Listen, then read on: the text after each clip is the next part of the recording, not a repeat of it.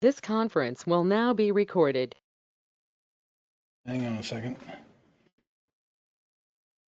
Getting our audio back here.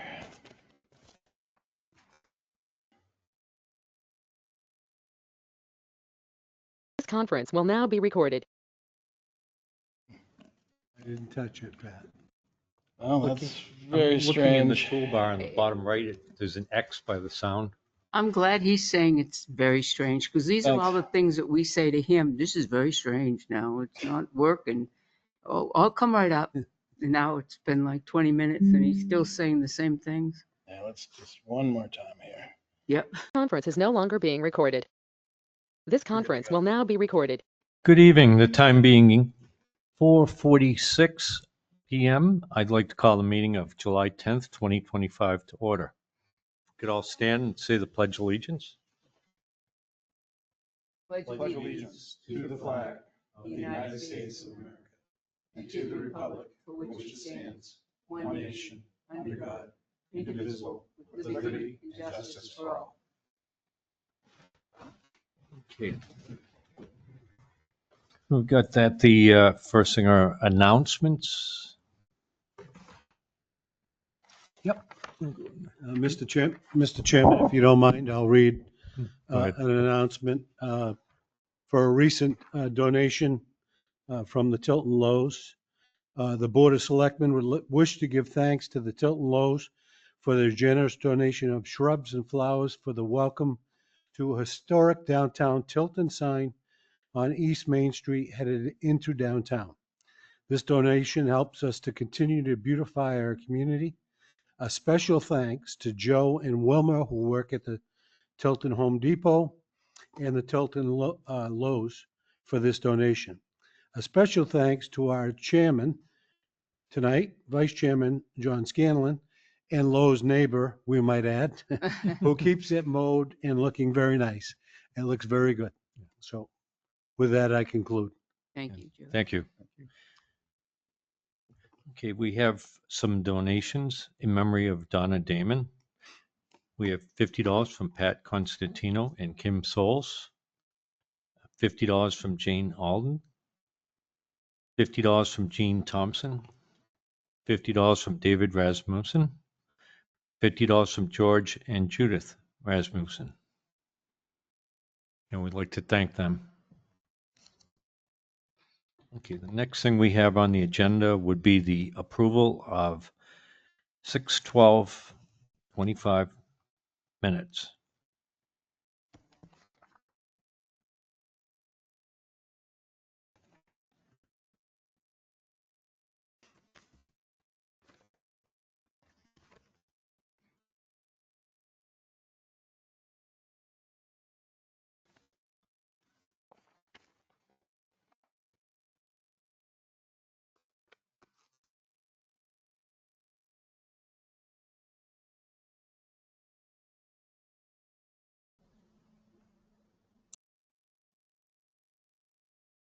This is for the name and the date, right? I mean, the name and the time. Mm-hmm.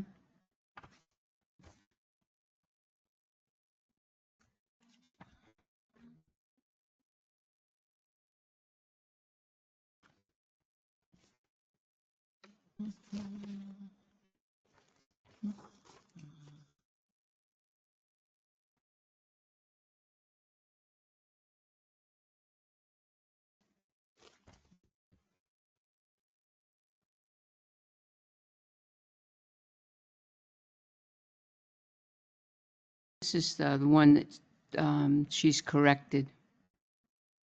You look on page 5 of 6, Yep. the corrections.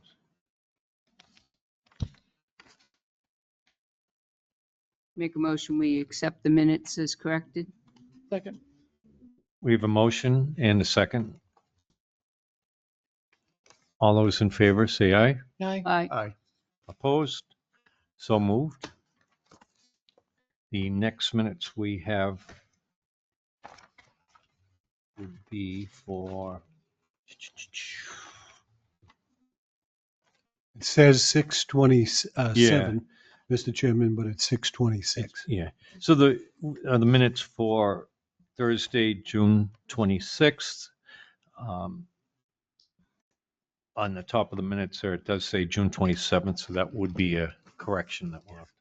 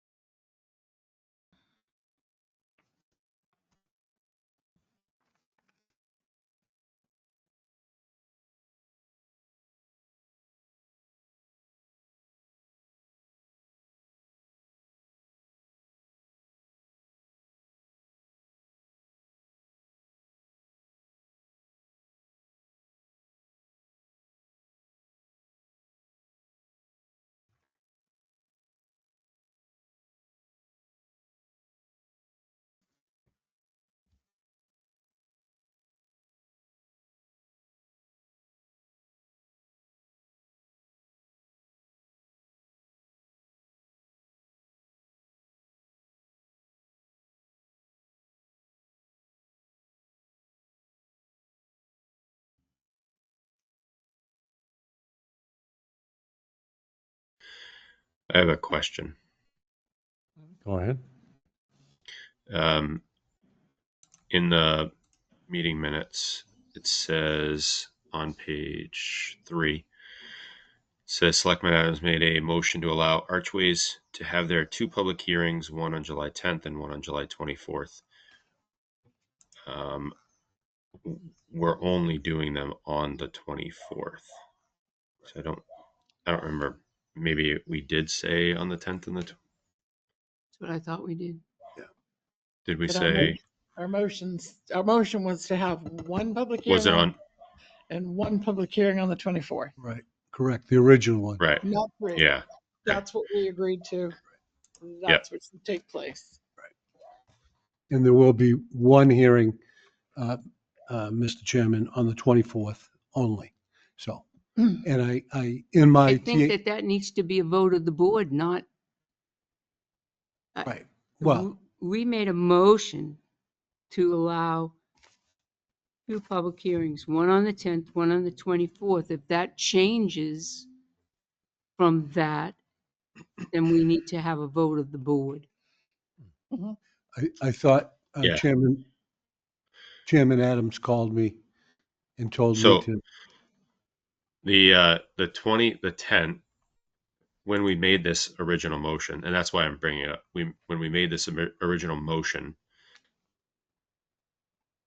it was for 2 public hearings, and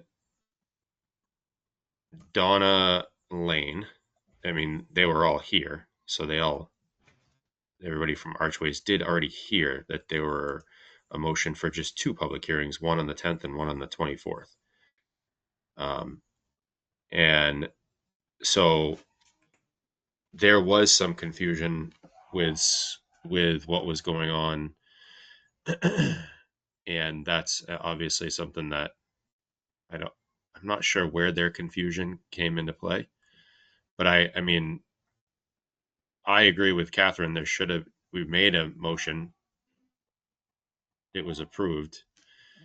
So we'll have to talk about it after, but I just wanted to make sure that was correctly stated It was.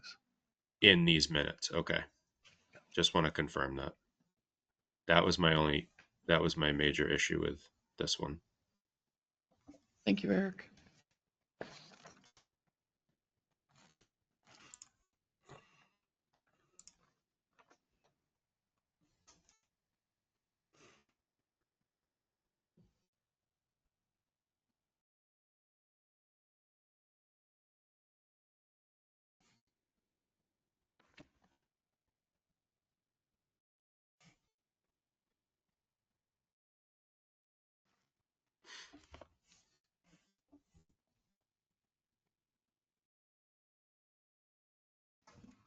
I just have one question. I remember the motion that I made on page 4 of 7. Selectman Constantino made a motion to have Selectman Scanlon spearhead a committee with Scott Hilliard for the historical documentation of the Tilton Island, seconded by Selectman Adams, but I think we added someone into that as well for photographing, to have someone do the photographing. I thought that was part of the motion, but it might not have been. And I can cover that, Mr. Chairman, in my report, because you and I did meet with that So person. I'm just talking about the motion Oh, the itself. motion itself, So, okay. do you remember whether that No, was I part know of that the was a motion? discussion outside 'Cause you after the had- meeting at the interview that we approved, but But I don't recall. you anything. had brought up that you might have known somebody that could do Oh, the photographing, and I said, well, let's include that or something to that effect or whatever. Okay, I think the motion only included that part of it, but there Okay. was in the discussion, you're right. all right, about I'm good with photography. that. Make a motion, we accept the minutes as read. I'll second. Any other discussion on that? All those in favor to approve the minutes, and we're going to say with that correction, on correction of the date, The date. say aye. Aye. Aye. Aye. Aye. Opposed? It's unanimous. Okay, so those are all set.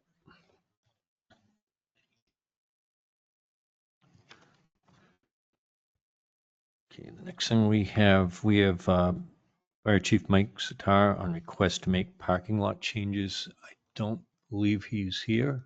He's not, Mr. Chairman, but Dave Krause just walked in, so if I may bring a mic up and bring Dave up to, Mike's I asked Dave to go over with the board where we are with the survey of the parking lot. There had been a holdup, and just give the board an update.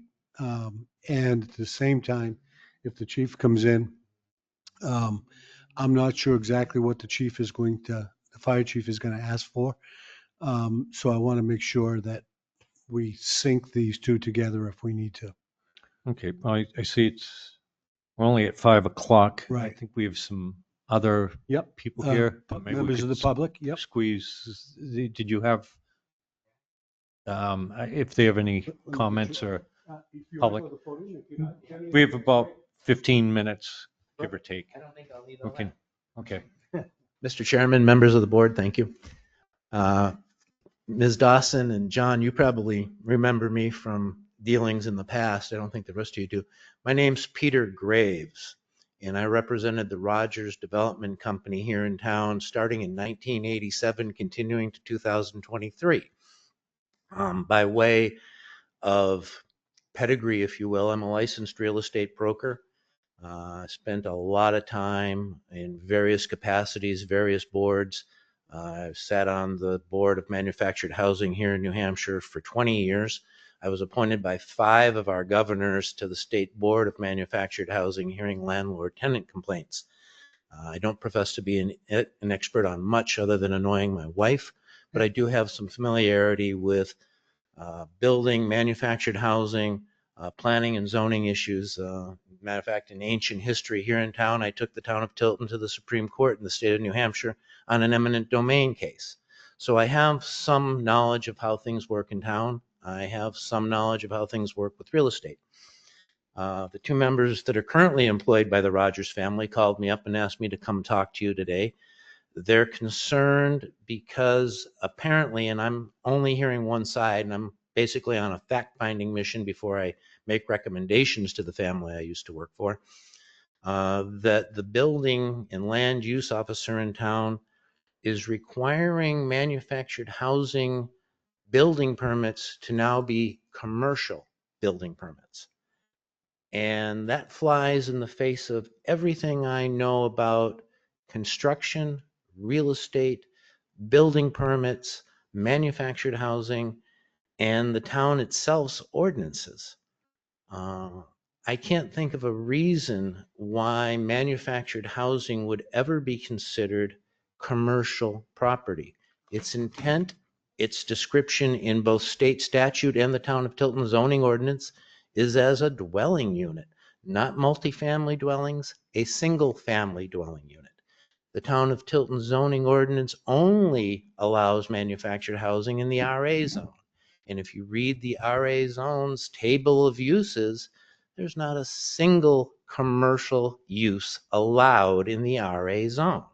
It's a single family type of zone.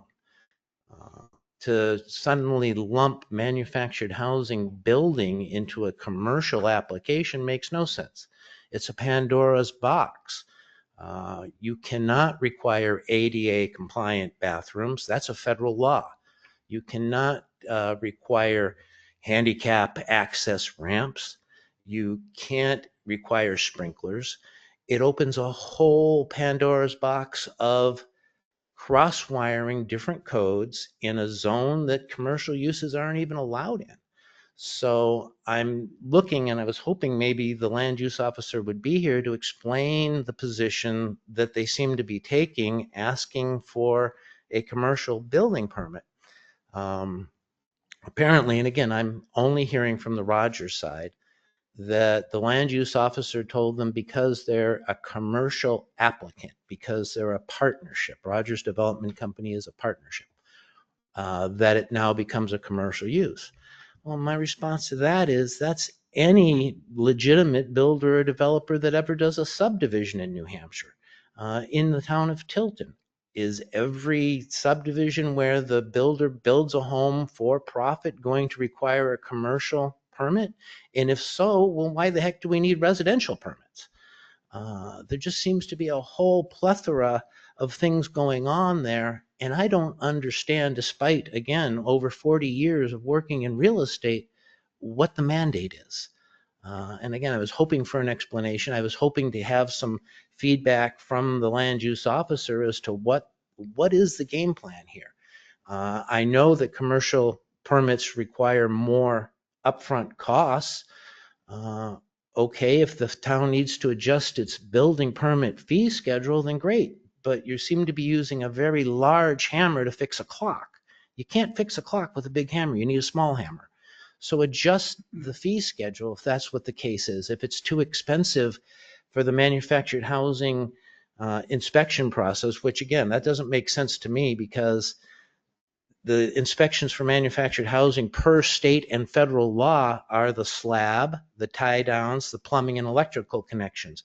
But literally, the building inspector cannot go inside the dwelling unit and say, this toilet needs a shutoff. That's precluded by federal law. So in terms of building time and building inspector time, manufactured housing is about as short as anything. Go check the slab when it's poured. Go check the tie downs. Go check the electrical connections. Check the plumbing connections. Other than that, you're done. And if the selectmen would at least do the Rogers companies the benefit of asking the land use officer, what's the story? Give the Rogers company something to understand. But the fact that they're a commercial building permit applicant doesn't, or an entity pulling a building permit doesn't equate to a commercial use. It just doesn't make any sense. Mr. Chairman, if I can help along the way. This issue came up. It came to me in a question that I believe it was Alex had questioned our land use coordinator. And I and Tim sat down and suggested that we get a decision from NHMA. We reached out to one of our planning board members, Selectman Dawson. The issue that I think they don't or is not understood is that this would be a residential building permit if you were putting in a private residence. They are putting these one company is putting these manufactured housings in and then selling them. So it's not like Scott Hilliard is asking to put in a manufactured housing unit. So how we treat it and how the planning board, which by the way, Peter oversees this and did change the fee structure because we were inanimally low compared to most communities, and we don't have um, um, fees for growth fees. So we were trying to recover at least our land use costs when we approached the planning board, whose bailiwick this really is.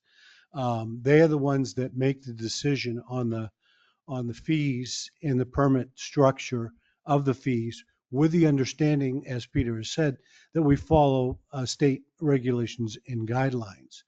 So if Peter were putting in a manufactured home that he bought from the Rogers company at this location, that would be one thing. Multiple, I believe it's 18 units. Two units, excuse me. But the goal is to do, ultimately, I think it's 18. Is that right, Alex? Okay, and an expansion. So my perception after I reviewed it was to reach out to NHMA, which was done by our land use coordinator. We did reach out to what I consider people who've been around a long time, a better understanding of that than me, Catherine Dawson, Sandy Plesner, and um, our former assistant, who am I thinking of, Tim? Not Jackie. Janice, thank you. Janice, sorry. Who is very in tune to this stuff and has reached out and helped us many times. So everybody is of the perception that, including NHMA, that this is a commercial building request, not residential. Therefore, it fits into the commercial category. Respectfully disagree. Okay.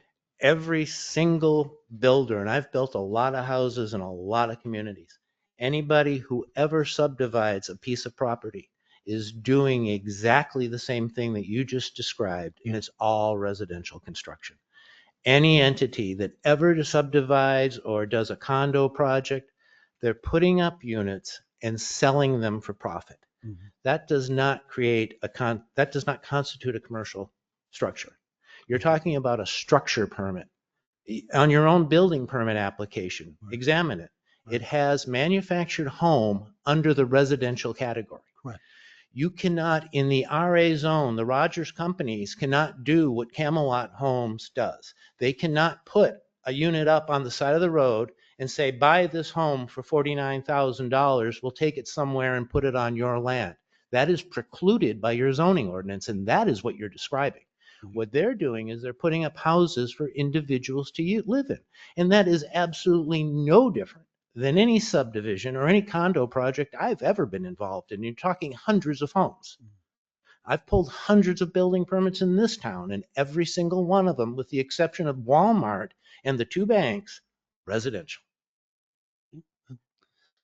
I respectfully disagree with that position, and I know the municipal association is going to tell a municipality what they want to hear. But the fact is you're opening a Pandora's box. You cannot hold manufactured housing to the same standard you hold commercial construction. It's illegal, for one thing. The feds, the Housing and Urban Development, regulates everything to do with manufactured housing construction. The towns of Tilton cannot go in and dictate what goes on inside that dwelling unit. It's precluded by federal law. So with all due respect, I disagree. I do agree that with the changes in administrations, and Lord knows what's going on in the state of New Hampshire with our budgetary crises, I understand that municipalities are getting squeezed. I really do.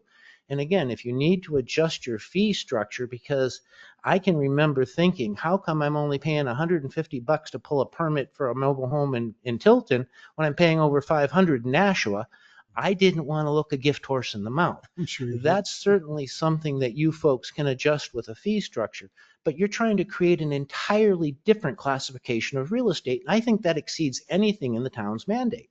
I don't think you can do it. And again, I'm looking to go back and tell this family what their next step is. I don't see how a land use officer can create this hybrid category of real estate simply because it's an entity pulling a building permit. And again, I've pulled hundreds of building permits as a representative of a commercial construction builder, not not commercial buildings, but a commercial enterprise.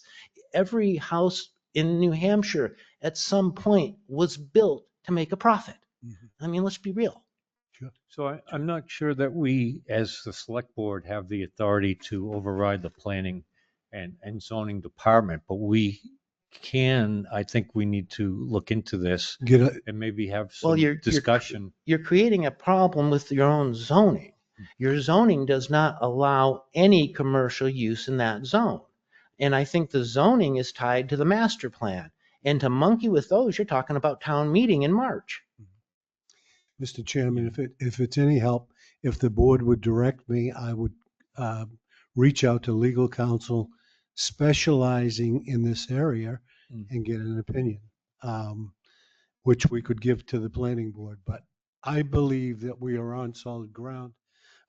Tim, I know Tim's over there, but Tim did a little research, which I think you have in front of you, that clarifies I don't some think we need to questions. go into that.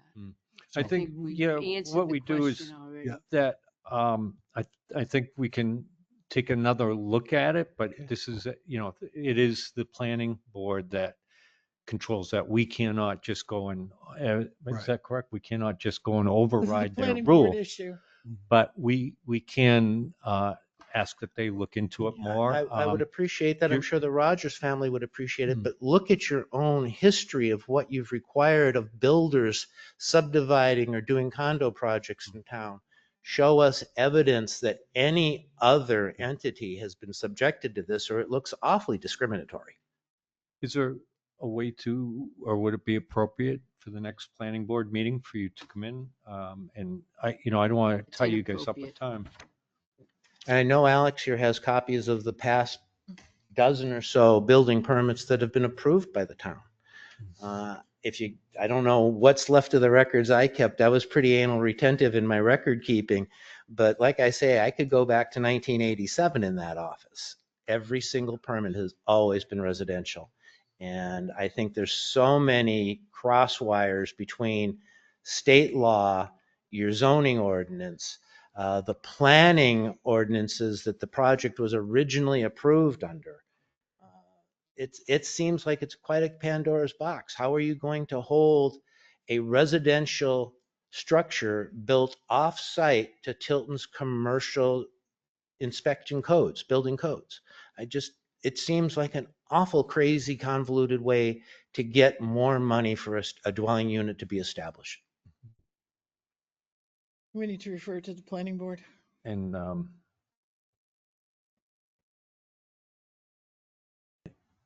how would we get back to them on it?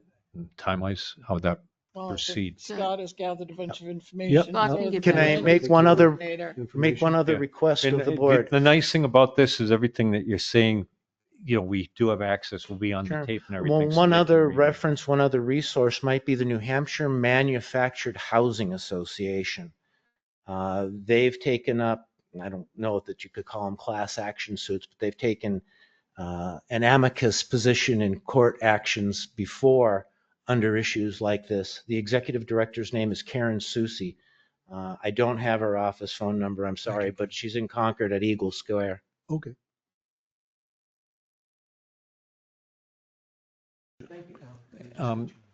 We can, Anybody Yep. else have anything else to 328.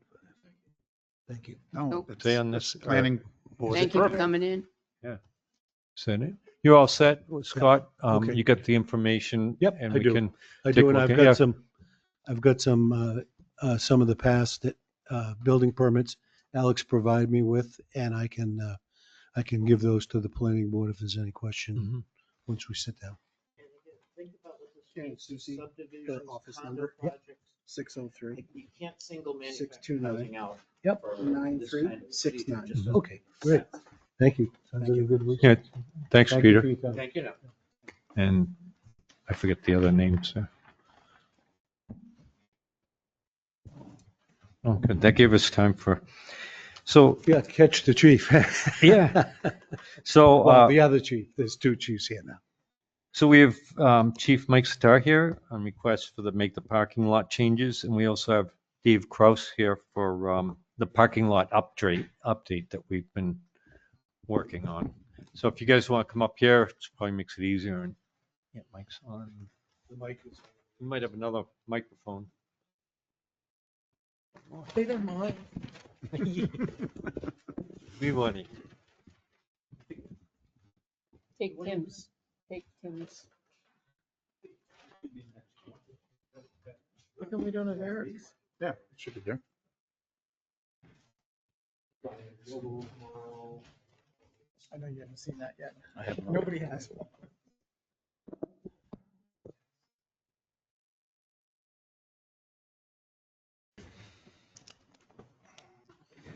That shouldn't be there. No, the pen doesn't work. Okay, so Dave, you can go over some of the parking lot so that we know what we're talking about here, and then the chief can mention it. Here, you can hold these.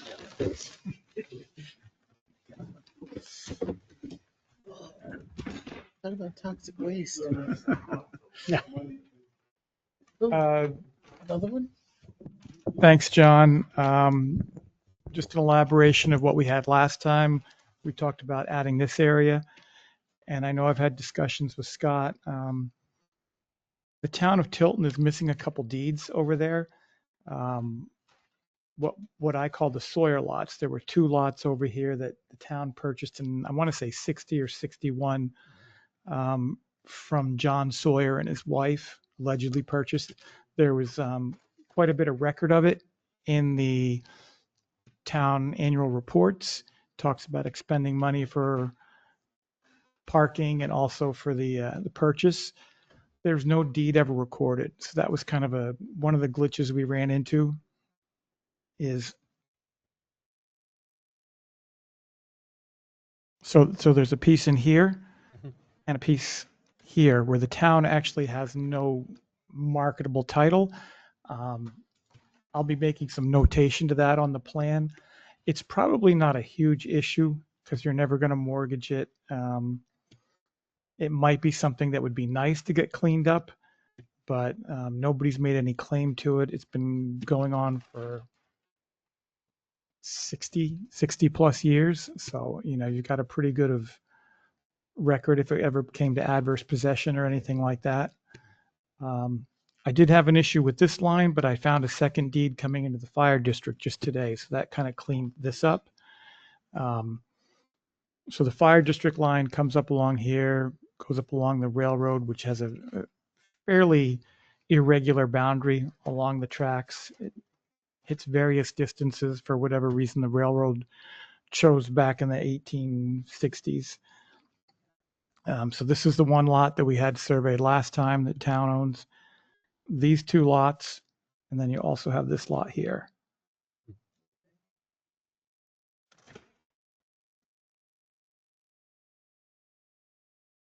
We're in this one here that comes in, the red line is ours.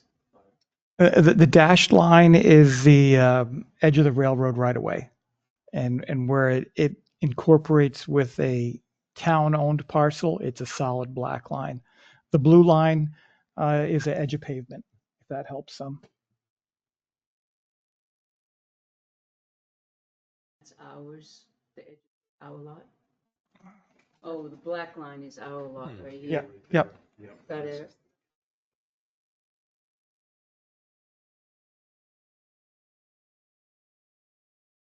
So the fire district only has parking out back? No. No, they go all the way over to the line that comes up from the H in Church Street. Here. Yep. Okay. There's probably 4 spaces.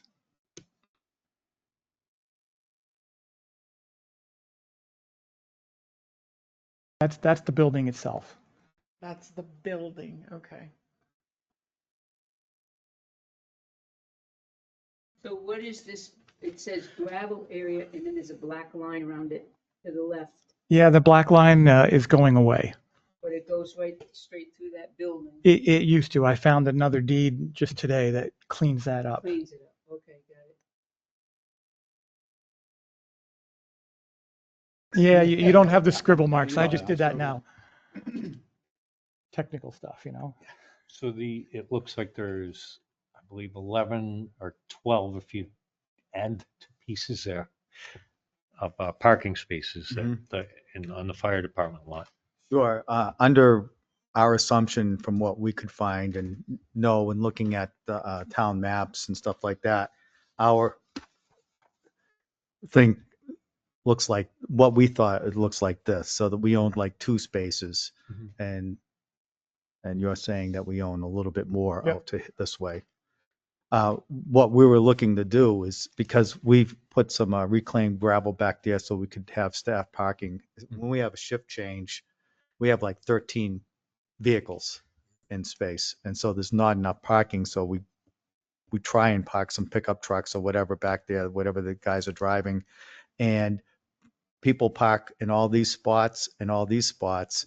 And then people get trapped back here because the pickup trucks are long. You can't get behind them, and they try and squeeze through here. They've hit the bollards to the propane and the diesel generator that we have back there. So they haven't been hurt, but the bollards have been hit. One guy had his car scratched on the bumper.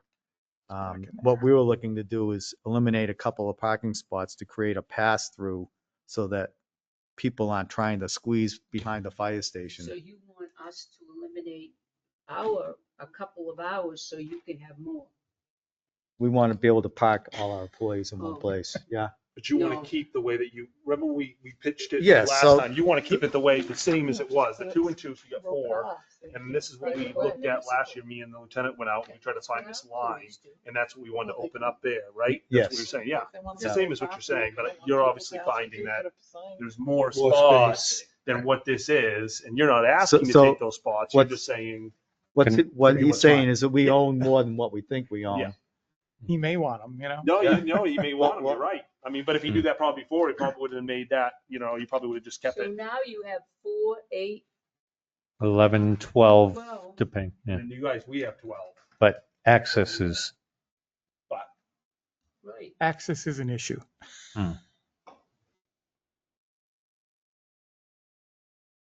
Yeah, it is an issue. So now that you have 12, leave that open and everybody's got access. Well, we don't want people going behind the fire station because we've put the reclaimed stuff back there and people are using it as a road and it's not meant to be, and it's already getting potholed and everything else. And we store stuff back there. We have a generator and propane, not propane, but natural gas stuff back that people have nicked, and that we don't want to have an accident back there. Well, right now. Yes, we have fire department parking, all that kind of stuff, signage, and people still, But Mike, since Tuscans took away our parking, in municipal parking up here, our employees, they barely have parking space up there. So we have to find parking space somewhere. So if your employees can't find parking space down here, I suggest that they find parking space somewhere else. so could you kind of show me on this map where you think the line is for the fire department? I'm gonna say it's gonna be like, 2 more space, yeah. right in there somewhere. That gives you a total of what, 6?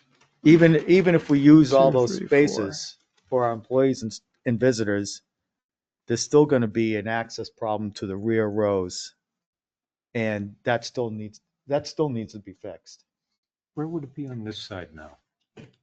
the property line. Yeah. It's pretty close. I see. Yeah, There's that a- one's- There's a pavement, it's probably the edge of the pavement. Yeah, it's just off of it. It's right over here. I will say, just doing the work out there, it's chaos. Because, you have to trying to find a way to get back there if there's spaces there. Would it be possible, I'm just looking at other ways, could we switch spots where we go this way and give you more that way? So all the fire department, get like that whole section? Back on this side? Yeah. I would, Yeah, right now. You know, we're and- that would- But you can't do that because that eliminates everybody permit. on Main Street in Ideal Hall. Well, what it does is it expands it on the other side of the building. But I'm it- just, It's not the town of Tilton's issue. We have limited parking. We know this. Mhm. We can't afford to give up more parking because another entity doesn't have enough parking on their property, if you will. Sounds cold, doesn't it? Well, well, what But I it, mean, it's Well, the fact. evidently we may. I mean, Yeah. it's the fact. We don't have enough parking. yes, but We what have I'm, less parking, and so- we can't lose any more parking. So well, the fire district will have to make do with what they have, just like we've got to make do with what we've got. what I'm saying is because now, after being enlightened that they actually own more parking spaces than there Yeah. was, that if they wish to use them, couldn't we just go and take the 4 here and give them more on this side? So it would not cause us to eliminate 4 spots here to try and do it. But you still know, can't, work you around. still can't get back to the back row. Yeah. Oh, because you can't You get through can't get there. back there. So it's not our problem to solve. We have our own problem to solve. And I have a question for Wow. Dave. Yes, ma'am. Where's our other paved road Our other paved road. beside the Northfield Tilton Congregational Church? Oh, the names, I know you wanted them on there. They're not laid out there. We took them by prescription. I will make a note to that effect. And actually, everybody that abutted it was very happy because guess who maintained Mhm. them?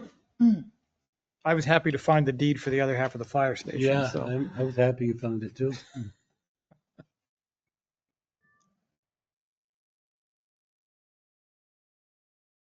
And I get a copy of this cleaned up when you Yeah. have a chance. Pete, you can email it to me. I can give you something pretty quick draft so you can at least start a little schematic. Scott, do you have a copy of this that you could look at? I mean, Eric, This is a draft. I don't. yeah, I wonder if, Tim, could we put one on the screen You'd have to bring it over to this. or the email copy or something? That might be easier. Yeah. Where is I'm he? not sure what the best way is. It's hard to see being right here. I mean, not to see, to. Eric's probably Cipher? pretty curious as to This is. I am. what. Because I pull up on my Google map, but it doesn't give me anything that you guys are looking at. Oh, we can't see Eric anymore. You should be able to see me. Nope, we can't. No, it's. Only because Tim, I'm messing with it. How do you get there? Oh, Tim's messing with it. that's all right. That's right. I'm eating peanuts. More healthy than the candy dish. Yeah. You can't get there from here. That's because you're with your wife. Something when we had this. That is true. Now you don't. Otherwise, I would be eating candy. Top right there. we won't give you up. Is that the line or is it? That's actually the edge of the railroad corridor. Okay, it's not the property, okay, it's the edge of the railroad corridor. all right. Well, which is their Their property property, line. exactly. Yeah, Which is paved. yeah, there's quite a bit in Mhm. there that, Oh, yeah. but it was probably a bigger deal when the trains were coming through and. Yeah, because we've had it where they've actually let a couple people park over here and it was within, they don't like that. They were like, oh, we don't like This, the the vehicles that close. railroad put It's all like- blocks but Yes. in this area. Yeah, You've probably seen those big Jersey blocks. Well. That opened up some things, didn't A it? little bit of Pandora's box there. Yeah. Mhm. So, why don't when you send me a copy of that, I'll address this with the commissioners at one of our next meetings. And we'll move from there. It's hard to say anything right now. I also have 2 other things I'd like to discuss, if you don't mind. I don't know if that was a good idea to get that. Sure. Okay. Yeah, let's see if Eric has anything on There you go. this. You got it. So he's up to our. No, I'm good right now. I'll I'll wait to see the maps and stuff. Yeah. You guys can fill me in. Okay. Question I had for you guys, just real quick, is how much monumentation you want out there? I know there's a lot of points that were there in the early 2000s that are all gone. I guess it's just when it's been paved over, they just don't survive the construction process. So I'm open to suggestions. If you want it all, the corners set, that's great. If you don't, I don't know if there was talk about doing some construction back there, I think at one point. So it should be pinned, I would think, the corners. Okay. I think the railroad one would be pretty difficult to, They're on GPS. They're not, but they could be. The easiest way to go. Is that acceptable? Oh, yeah. I mean, Oh, if really? I got a GPS for this boundary corner. I mean, I know they all can be contested, but. Yeah, Is it as a marker? If it's done correctly, yes. The problem in here is you have so many buildings that you don't have great, Oh, okay. you get Satellite reflection angles. off of they call it refraction when it hits the building, and you get information that appears like it's good, but it's not always necessarily good. It's the quality control that's the hard part. But I'm with John in the corners at least. I don't think where that odd shaped edge along the railroad right away, I don't think we, no, if I can, Maybe. get some of the major corners and go from there. and then measurements could be taken from there if Yeah. anything's ever done. Yep, Think so? Good. I agree. You guys good with me then? Yep, Yes. yeah, Then Thank you. You're all set. Yep. For the moment. I appreciate it, Dave. Thank you. No problem. It's already on my list. That list is growing. I worked hard for that. Thank you. Thank you, Dave. Thank you. All right, Interesting. the second item I had was, and I was speaking with Tim about this, is the fiber line. Did you discuss that with them at all? So we need a fiber line from the new hotel back to the police station, With what? a fiber link. From you're not talking about the Anchorage. No, the new hotel, well, the old Anchorage, yeah, 725 Main Street. Because I applied for a grant to improve the radio coverage for the police and fire department.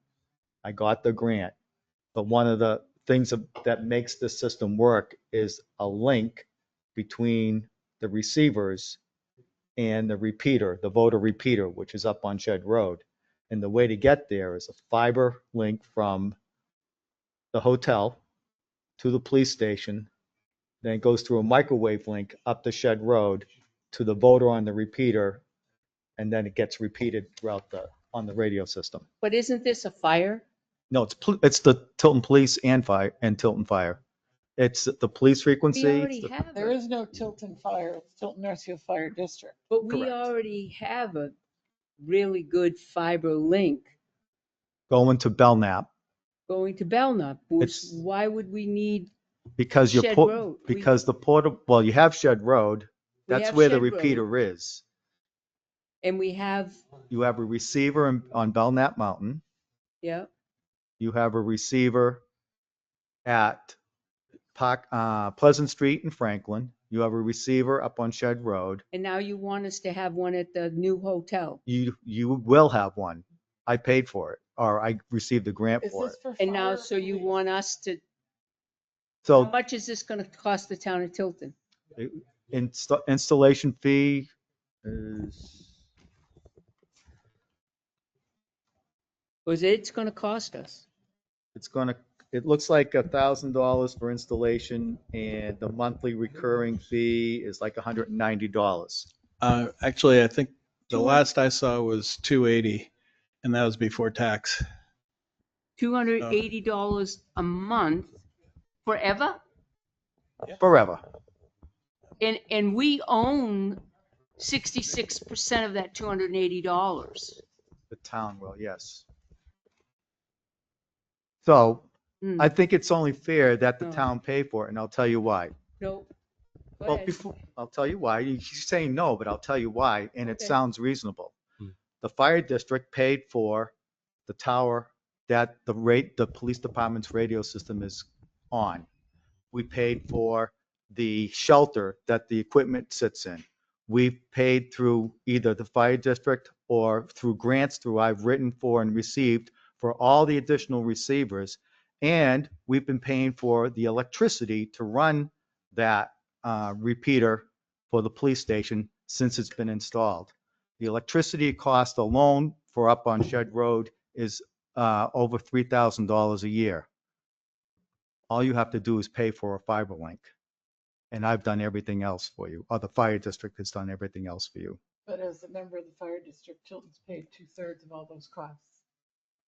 Nevertheless, it's still coming out of the fire district's budget. And But I've written the grants for those. But you make it sound like you're paying for it out of the fire district budget, and we're not. But we are. 66% of all of that money, we're already contributing to it. so why do we need this link between the Anchorage and Shed Road or whatever? Because And I'll tell why you why. is the town of Tilton paying for that installation? Why not the Anchorage? Why isn't the entity that it's connecting paying for it? That's the Anchorage is providing the location for us free of charge. And the Anchorage is paying for the electricity that's going to operate those receivers. Why you need a receiver in that location is because the portable radio coverage in that area of town is terrible. For the So fire district. for the police too, because our repeaters are in the exact same location. We use the same antenna. This is Is the that first so? I'm hearing about Well, it's any problems with the police department. portable radio coverage. Did a propagation study because what happens if you have a domestic problem? I'm talking police problems wise now. Domestic incidents are one of the most serious and dangerous incidents a police department responds to. You get into a house and there's a domestic situation and a police officer needs help. He needs to use his portable radio to call for help. Hopefully he's not there by himself. Hopefully there's two people there. But if it just happens in the middle of the night, it could be one person. If he can't be heard, he can't get help. That's why you need that receiver there. And my other question is, if this is primarily for the fire district, why are you looking at Tilton to foot the bill 100%? I mean, 66% of it is ours anyway, So regardless of where it is in the district. the And the that's infrastructure why, is mutual to both the fire district and the Tilton Police Department. but yet as a selectman, this is the first I'm hearing that we're having any problems with our portables. Well, I wrote a grant with I understand that, but I'm. with support from the police chief that I've describes always all that. supported you, but as a selectman, this is the first I'm hearing we have any problem with our portables. Can I say something? Chief, thanks for coming. I appreciate it. I kind of agree with Catherine because I'm looking back through some stuff. I don't know or even hear or even heard about, one, issues with the portable radios in any of those areas, and two, I didn't know you were even applying for a grant. And I kind of feel like if you're applying for a grant that we're going to end up having to pay some portion of, I would hope that we'd be able to at least have a conversation about it, or at least shoot us an email or something to let us know. And maybe you did, and maybe I missed it. I can totally understand if there is issues with the portable radios. It's obviously extremely dangerous, no matter who the responder is. And we definitely, I know, as I could definitely probably say very strongly that all the selectmen would be in agreement that having an officer or a firefighter out there and not being able to communicate with their portable radio would not be okay. But news to me. And so I'm kind of curious, like, I'd like to know, like, how much was the grant for? And, if the chief, if Chief Gilman supported it and stuff, I would kind of hope that we would know, like, what was going on, especially with the portable radio stuff. So eh, that's just my 2 cents. I'm curious. Sure. The grant was written, I think it was the 2024 Homeland Security Grant. So somewhere in that time frame. I don't have the grant application in front of me, but it was early in 2024. The grant amount was $90,000, which has been awarded. And we've been doing the installation of the equipment currently. But do you I see, like, where Catherine's point is, and mine, I think Pat's as well, and everybody else? If they're already doing the installation, this is the first I heard about it. Me too. Well, But I yet, did when the chief brought it up to me a few months ago, Chief Sitar brought it up to me. I put it in a report to the board regarding okay, this and needing to get prices. And we subsequently got prices for this, not knowing if it was going to be, $50 a month or what. In my personal view, this is something that would be better put into the fire district. We're still going to cover that 2/3 cost. And just so that the board is aware, I mean, we have partnered with the fire district on other grants, the hmm locality equipment grant. We had at least a third of that was used for ambulances. That was a $50,000 grant about 3 or 4 years ago. We also went halves on the battery replacement up at the Shed Road repeater when those had to be done. And I think that was, what was that, about a year ago or so. yeah, So, Tim, but if, I get it, Tim. I yeah, get it. but I but understand completely. yeah, my point is I was unaware that we had any radio issues. And when this first came up, if, if I had been fully aware of what we were looking to do, I would have suggested that we get the board's approval first before getting to this point if we knew we had to spend money out of the Tilton budget. So, um, I think it really is a What matter. The I chief, guess my other question would be, um, why would we need it now, but we didn't need it before right? in that area? Yeah. Or did we have something in that area before, and with the sale and all this other stuff and getting rid of these buildings from the Anchorage, it went away. So in my opinion, and through the radio propagation study, you've always needed it, but, Okay. and so has the fire department. And what I've been doing over the past several years is incrementally improving our radio system so that we expand our portable radio reception coverage. Yep. Because I know it's a And big hit. And if I could do it through Homeland Security grant money rather than through municipal taxation, I thought that was a better way to go. mhm. Yeah, I don't doubt it is, and I would agree with you 100%. But this is an expense for the fire district, not for the town of Tilton. I had a couple questions. So the cost, you said that the grant covers the installation. What's the cost of hardware, and is there cost for the town of Tilton for the police to use that and, and for them to install hardware? Would they have to supply hardware to No, connect to the the fiber line? Is that included? grant supplies the hardware and the installation. The Anchorage is supplying the electricity and the space free of charge, and to the fire district and the town. And the only thing that I was requesting that the town pay for was the fiber link to make it all work. I got a question, and I think it's for the chief. If this all gets built and built properly, are we then going to step up our portables?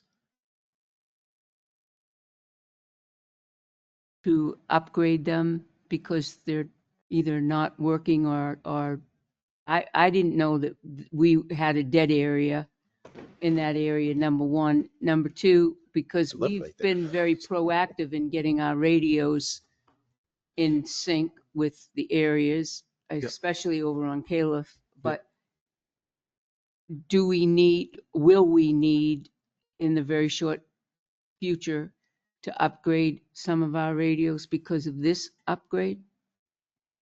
Well, no, go ahead. Go ahead, Chief. If you have something.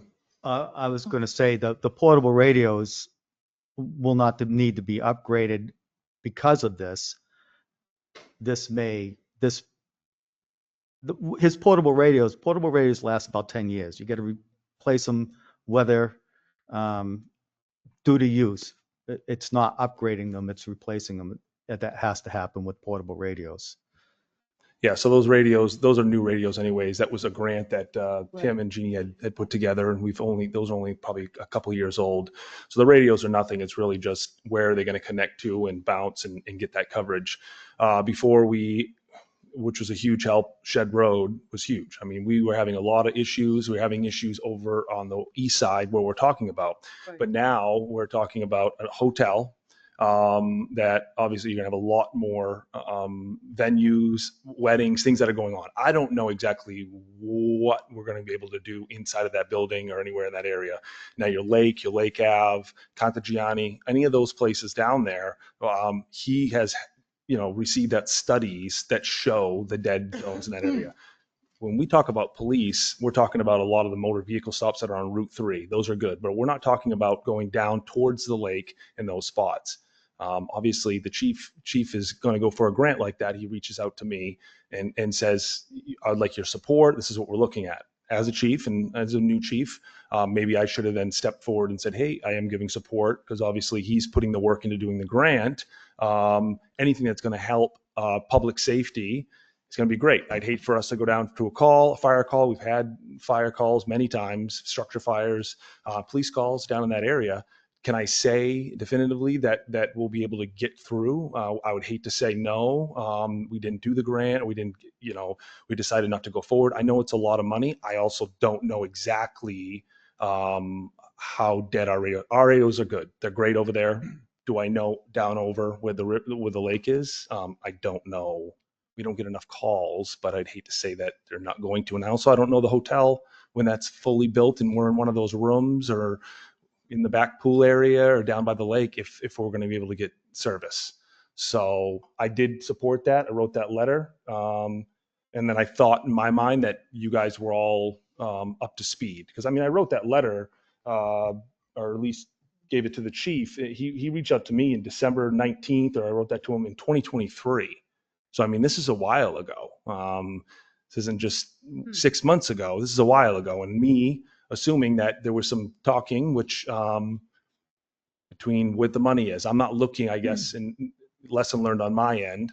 Should have probably asked what exactly is that going to cost the town on the Tilton PD side, but I don't even know if he knew that exactly what that would entail. So, I get it. okay. I appreciate your Yeah. candid answers. That's good. Do we know unequivocally that with this, there absolutely will be coverage in all those places? The radio propagation study says with this receiver, yes, there will be. Yes, but until tested, those could be wrong. We've experienced that before. Do we have repeaters at the police station on that antenna? No. We spent $150,000 to install that antenna to upgrade that end of the town. That was a big part of the building of the police station, but it didn't do anything and we don't even use it. What's it used for? Can we look into I can tell you upgrading that antenna? I mean, that's a lot of money. that antenna is too low to the ground or to reach the area that we're looking to improve right now. We use, both the police and fire use VHF frequencies on a portable radio, which is 5 watts coming out of an antenna that's about this long, which is very inefficient antenna, but that's as short as they can make it and still make it work. If you're on a mobile radio, You notice the antennas on the cruisers and fire engines a lot longer, skinnier. They're using 100 watts of power to transmit their signal. It's much more efficient than the portable radios, but we can't take a mobile radio everywhere we go. You know, wherever we go on a call, we leave the vehicle in the driveway or out in the street, and then we use our portable radios after that.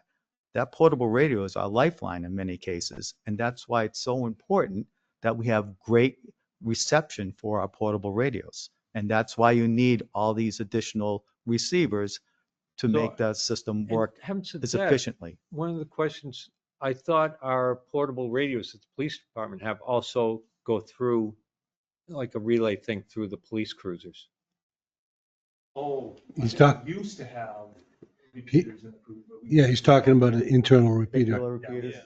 Yeah, because we had an internal repeater in the radio in the car, which would be in proximity to where whoever's responding would be, it would go to there and then. Yeah, I know what they are. Yes, they're vehicular repeaters. They're built by Pyramid. They cost about $20,000 a piece. Yes. So if you want to, you know, equip 5 cruisers with a vehicular Every repeater, 10 that's years. $100,000 over whatever. 10 years. Yep. Well, there's no question that I support police and fire. For them to do what they need to do and do it safely, I back them 150%. When it comes to something like this, with the district and us, I really do believe that this needs to be personally, needs to be in the district budget. But I'm only one selectman. I agree with Pat. So do I. Mm. I think it's a I- fire district cost, and we will end up paying our We're going to end up paying Two-thirds all of of it anyway. It doesn't matter. Two-thirds, Two-thirds of it. approximately 2/3. I believe in it. I support it. I 150%, but I think the cost of it should be borne by the district and not the individual town. So if the fire district did it by itself, and if we were going to do it by ourselves, we wouldn't, why would the fire district invite the police to be on that system? We're being good neighbors. Well, to and be a good allowing you- neighbor. Well, we allow you to be on our tower for free. We allow you to use our electricity for free. I know you're paying for Really going to 66%. go there? No, I'm just saying, it seems to me that it would be fair. In the to past, we've install. done that for fire many, many times. So I mean, I've been a selectman for a long time, so please don't embarrass ourselves here. It's not a tit for tat here. It's about I know. budget. It's about monies. And, you know, coming into this, we were so skin tight with our budget in March to begin with. Now you're asking us to take, you know, $1,000 and $280, another $300 a month extra into that to pay when things are really tight for us. I understand. And Sure. that's where I'm coming from. And it's not a tit for tat or anything like that. You should know better than that to even say it to me, but it's, I didn't want it to come out that way. I right. apologize for that. Anyway. All right. Moving on. The third item I had was an update on the building process for the new fire stations. The building committee, as you know, has been meeting twice a month, sometimes 3 times a month, to come up with designs for the 2 locations, the Sanborn Road location and the Park Street location. The Sanborn Road location, the design, the conceptual floor plan design for that was finally approved by the building committee at our last meeting. And So the engineers are starting to work on that to come up with pricing of what it might cost. We have a 2-floor design for Park Street because of the way the land is right now, that I think is sufficient to go, but we have, we're looking to see if we can do it on a 1 floor instead of 2 floors. And we have a meeting next week with the civil engineers because the property there is difficult. The land is, it's, a lot of people think it's a flat piece of land. It's It's not, not. It's right.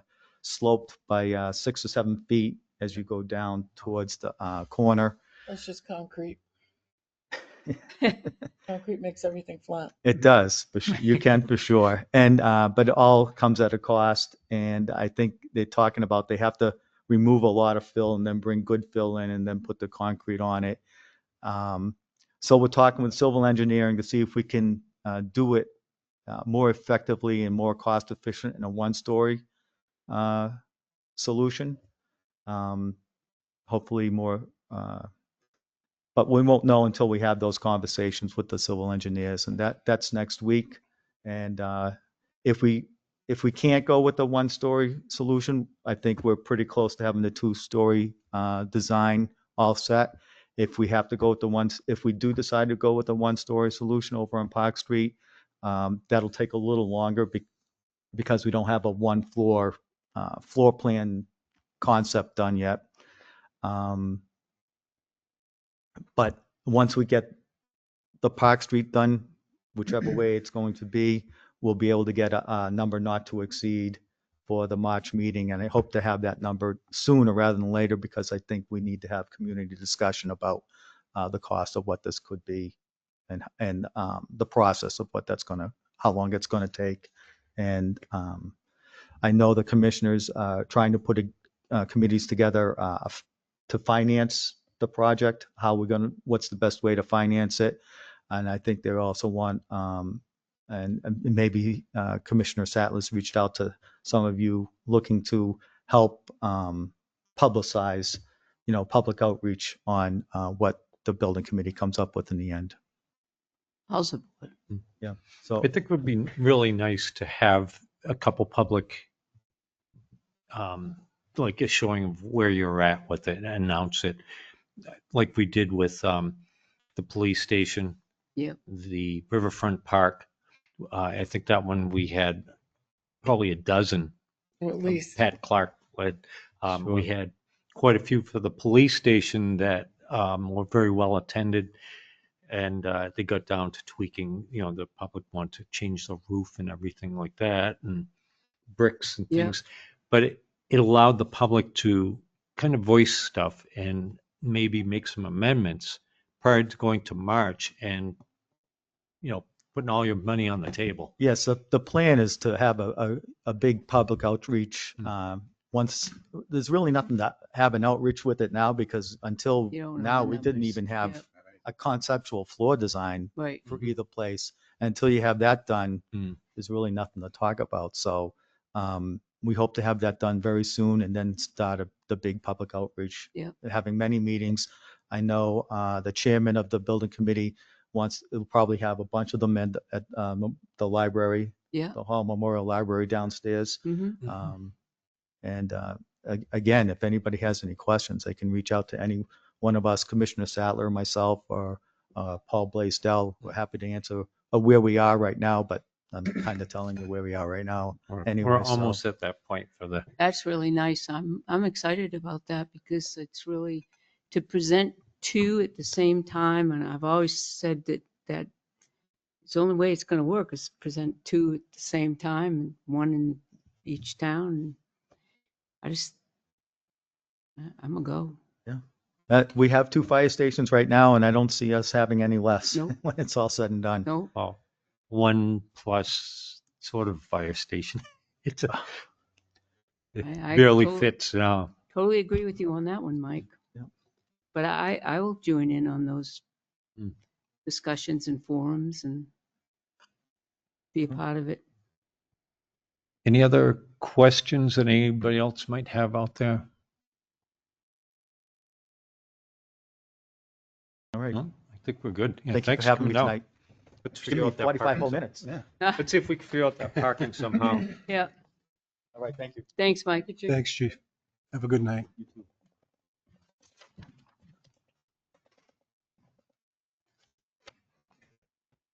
that it? Well, running a little bit late. We had a couple extra things on there. So we have selectmen reports and Selectman Hanson's up. I am good. I'm on vacation this week, so I Yeah. really don't do much. Nice. And next is Selectman Dawson. Looking at my list. Oh, thanks, Scott.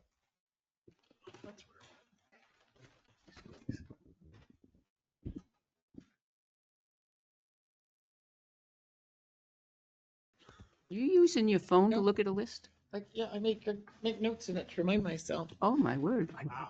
You don't have to flip it Don't get open either. excited. Whew, it's a pain in the butt. I'm good. I just really, it's, rehashing where we at with this and that and the survey for Okay. Center Street was a big one for me. So no, I'm good. Thank you. And Pat, Selectman Constantino, you are next. We have an issue to bring up at the senior center. There was a significant fall by one of our seniors, happens to be on our executive committee. Couple of floor tiles lifted from the floor and took a header, cut her arm. I happened to be in the area up on Hill Road on a call. I stopped in. There were significantly more tiles as well that were lifting from the floor. In the hallway, couple in the kitchen.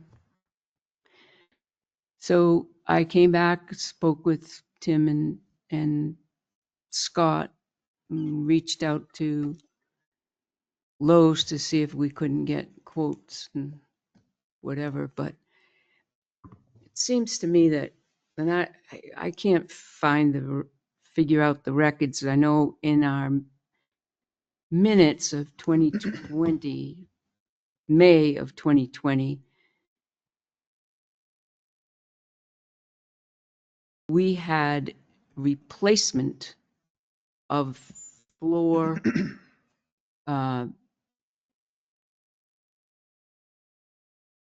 the board underneath the tiles.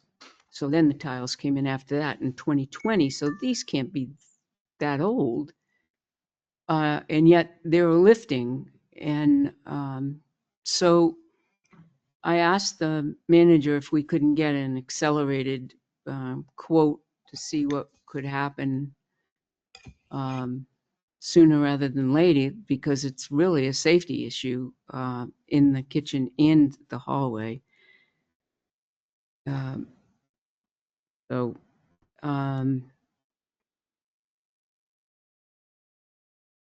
Peter, Who installed the tiles? I don't, and that's what we're trying to find out. We think it might have been Lowe's.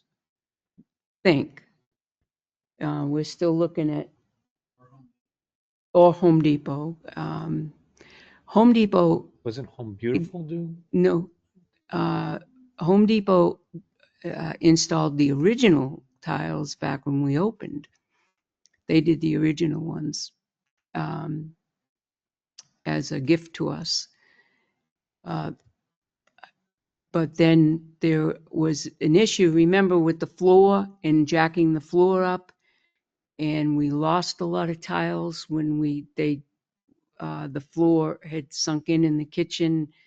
And Mr. Belanger came in and he had to put the beams in the kitchen, underneath in the kitchen, and you've tweaked it up a couple of times. And Kevin's done that as well. We have to occasionally tweak it so that it doesn't get back down into that. But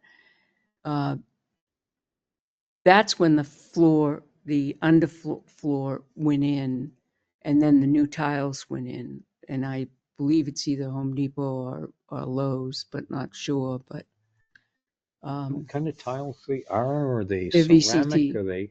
VCT. VCT? And reached out to the Remember state this now. to see if we had to go by that in as far as the kitchen is, commercial kitchen is concerned, but I don't know. But the other thing that I wanted to bring up was that can we use some of the money from the senior center expenditure fund?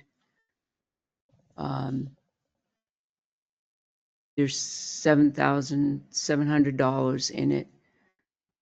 And if we can't, I mean, if we're not going to have a meeting for 2 more weeks, we obviously have to do something before, in between that time to fix these. Peter Fife went in DPW, and we had extra tile in the maintenance room. So he went and got cement and put those down.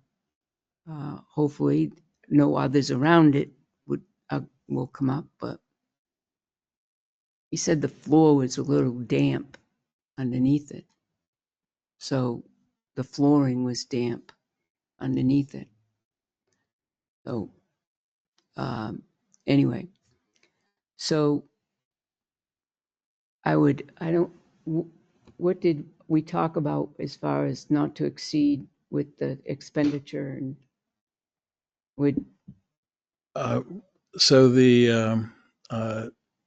I did talk to someone that was pretty sure it was one of the stores that did the installation, by the way. oh, okay. And I can find no record of where we paid for the tile, so it must have been some type of grant from the store. But in any case, so if the board made a motion not to exceed and to use the full extent of the monies in the expendable trust fund for the senior center, and then say provided a certain amount over that to be spent from the senior center maintenance line, and then if that's more than say $10,000, then the senior center executive committee also has their donations that they could probably augment that. But I would think considering it's a smaller section. It's not the entire senior center. It's the bathrooms, the office, the hallways, and the kitchen area. So, so I would think that between 3,000 out of the operating account and 7,000 in the expendable trust fund would hopefully cover that. What you talking about, tile? It's only been there for what, 5 years? It seems like there might be more of a problem where if he looked under the tile and it's wet, Right. Yeah, damp. that's a concern. Well, if So you- the problem is that, a lot of the glues that they use, they're water-based, or even the ones that are not water-based won't stick to anything that's wet. Yep. The other thing is, do we have problems with condensation underneath? Right. Well, also we had that issue where they lost their appliances during that freeze, and we think the floors got wet during that point. There was quite a bit of damage at that point. that was around 2020. Yeah, that was That was January. 5 years ago? Mm-hmm. Well, it still wouldn't be wet from that. No, but it is a kitchen area, and Well, the other thing is, what type of maintenance do we do on that floor? 2 times a year, we strip it, have it waxed by GNC, a company, to come in and do it, the entire areas. And when I was under there before, I had noticed that the air conditioner, the condensate line was just running underneath the building there. I don't know if that's still doing it. So we might want to not only just fix it, but make sure that we're finding out the reason why there's so much moisture that's probably doing that. I'm going to look to someone with some knowledge here on that, because the air conditioning unit's outside. So it's near the window. It is. However, the condensation from the exchanger Mhm. was running underneath. That's building. why. And it might have been So it, chewed into or, so the piping, you mean? so you have your compressor Yep. and on the outside of that is the part that cools down or Mhm. blows the air through the condensing. And then inside the building, you have the exchanger where the air blows through Yep. onto the cold things, which cause it to condensate and all the humidity, especially with all this weather, drips down. And that, Well, they're in the vents though. mhm. They come into the senior center via vents. Yeah, and the condenser for, I think it's the exchanger, I'm sorry, is the one, just like with your air conditioner in the house, Yep. when the hot moist air blows through it, it Right. collects water, and Yep. that drips out, and usually will go out the window. That's, so we might need to, Take a look at that. yeah, Underneath, there would be, that unit is in the, I believe it's in the kitchen door with the furnace. I think It's so, a yeah. combination. Make sure that's, because that wasn't draining outside before, and Right. I pointed out. I think it's a dual purpose air furnace. I don't know if it Um, might be a much bigger project. Who do I get to just- look at that? Who installed the air conditioning? You know? That was 15 years ago. So what it would mean is taking that door off on the side and somebody getting underneath there, making sure that that line is intact and it's dripping outside. You should see somewhere it should be dripping outside. We could probably get DPW to do that. Yeah. Have them If they check can it. do it. Yeah. Okay. I If mean, if you not, tie a rope around my feet, I don't think I can climb out like I used to be able to. But I'd go in there, I know where it's to look. yeah, But yeah. And or we can ask I'm serious. HVAC person to take a peek at it. I went up there so the board knows, after DPW changed out the tiles. They did a nice job, just to make sure that there wasn't a trip hazard or something, further. And they are the square tiles, which I live in a split level house, so my foundation downstairs is on concrete. And I put those in my utility room just to cover the concrete floor so it would look halfway decent. And they're constantly peeling up because moisture will, exactly what you said, John, moisture will pop them up. And I think, and Pete's thought was that somehow there's moisture getting in there. Yeah, and it's Under great. or- Yeah, So it's, do you know if you yeah. have to have VCT tile in the commercial kitchen? I Or don't, can you have something like vinyl planking? I believe you can have vinyl. Is it? It's usually, and things may have changed, washable surface. Correct, Okay. correct, So that, As I long mean, as it's a that surface clicks can be in and, washed and sanitized, correct. that's what they're concerned about. They don't Yeah. like wood because it absorbs. okay. Right. So vinyl would be something, and the manager said she would be willing to help. I don't know what that means, but Mm, Lowe's manager, she was right on top of it with us, Yeah. so. Joy, that's Yeah, Joy. Joy, correct. First thing Yeah. I figure out is why those tiles are lifting. Yeah, especially that's- because it's wet. That's my concern too. It might mean, the windows that are boarded up, it might be one of those things in the summer They that come, They Open lift them it up. up a little bit. they put a screen. in Yep. it. Need to be Just like vacuumed. trailer siding, mobile home, the skirting.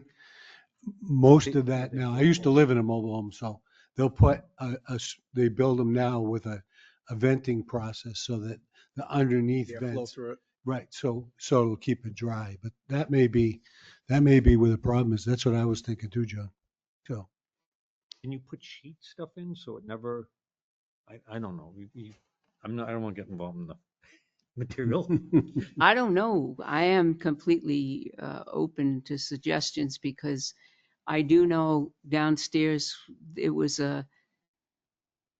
when we first took over the senior center, it was the roof, the ceiling in the kitchen was a big, I mean, it looked like a smile face. It was so low. And the floor was as equally low because you could go down like this. Dampness, yeah. And they put new beams in. When we had it, the board had it done later on after we knew that it was, our furniture was a little bit heavy for that. But, Yeah. Is it a crawl space underneath there? Yeah. Well, That's why. John's been able to get in I've been in there a so- couple times. Yeah. Over the past years, we had contractors that went in Yeah, and did plumbing, yeah, but they never put the insulation back up, and we had Uh-huh. all the pipes were freezing every year. yeah. And then we'd hire the plumbers to defrost them, but they still wouldn't put it back up. So Cost us a couple of Yeah. blueberry pies, but Yeah. I Wow. charged one blueberry, Blueberry. pie, but when you ask a whole bunch of grandmas for blueberry pie, you get Several. but I believe Kevin has been able to go in under there and Shane because it's narrow. I mean, Yeah. I could get in there now, but Yeah. probably not. it's getting out. Want That's to the be problem is. right. All right, so we're okay with shuffling monies around if Tim can be creative if Well, I think we need to figure out Lowe's. what's going on Yeah. and what the project is before we shuffle money around. So you want us to wait for a couple weeks before we We fix gotta anything? solve the problem. There's no sense Yeah. in putting in a new floor if we don't solve the reason why it's popping off. Can you put runners in, the like rubber, the thin mat rubber, where the walkways are or something, something. to Well, keep we it have safe. those already. We did not have it in the office going to the bathrooms because the wheelchair walkers Yeah. couldn't Maneuver. maneuver it. I'm thinking even that we're like real thin. Yep. Do So- we know that Lowe's is coming a specific, is it Monday, Monday? Do we know, is it like a flooring specialist? Because we could. yes. Okay, maybe we could ask them and just explain to them that we think the floor is wet and what their thoughts are. And if we think it's a leak or something, then we'll get HVAC to look and make sure there's no leakage there. But if it's venting, then, and it may be as simple as that, venting it to let it air out. Yeah. And it's him paying out for a big HVAC deal. Yeah, on that. before we get- yeah. I'll go under there, but Yeah. look too if it's Okay. necessary and run a new condensate line or whatever. They clog up. Yeah. We had the same thing. Well, that would be good because I'm making blueberry Get it quick. muffins this weekend, so. You- We'll You'll work do it out. anything for a pie, John, huh? Worth a Appreciate dozen it. muffins. But she takes the muffin, she throws it away in the back corner of it. So I maybe can this tell you weekend the subfloor was redone in 2018, it looks like, for the senior center. So it's about 7 years old. it should last 30 Longer years than that, yeah. or more. Yeah, That's a problem. Yeah, it definitely is, and I know we can't afford to have anybody. well, hurt. perhaps Saturday morning, I'll crawl under, take some videos too, That'd be and great. everybody can see it. So we Okay. can keep moving on it. Okay, that'd be great.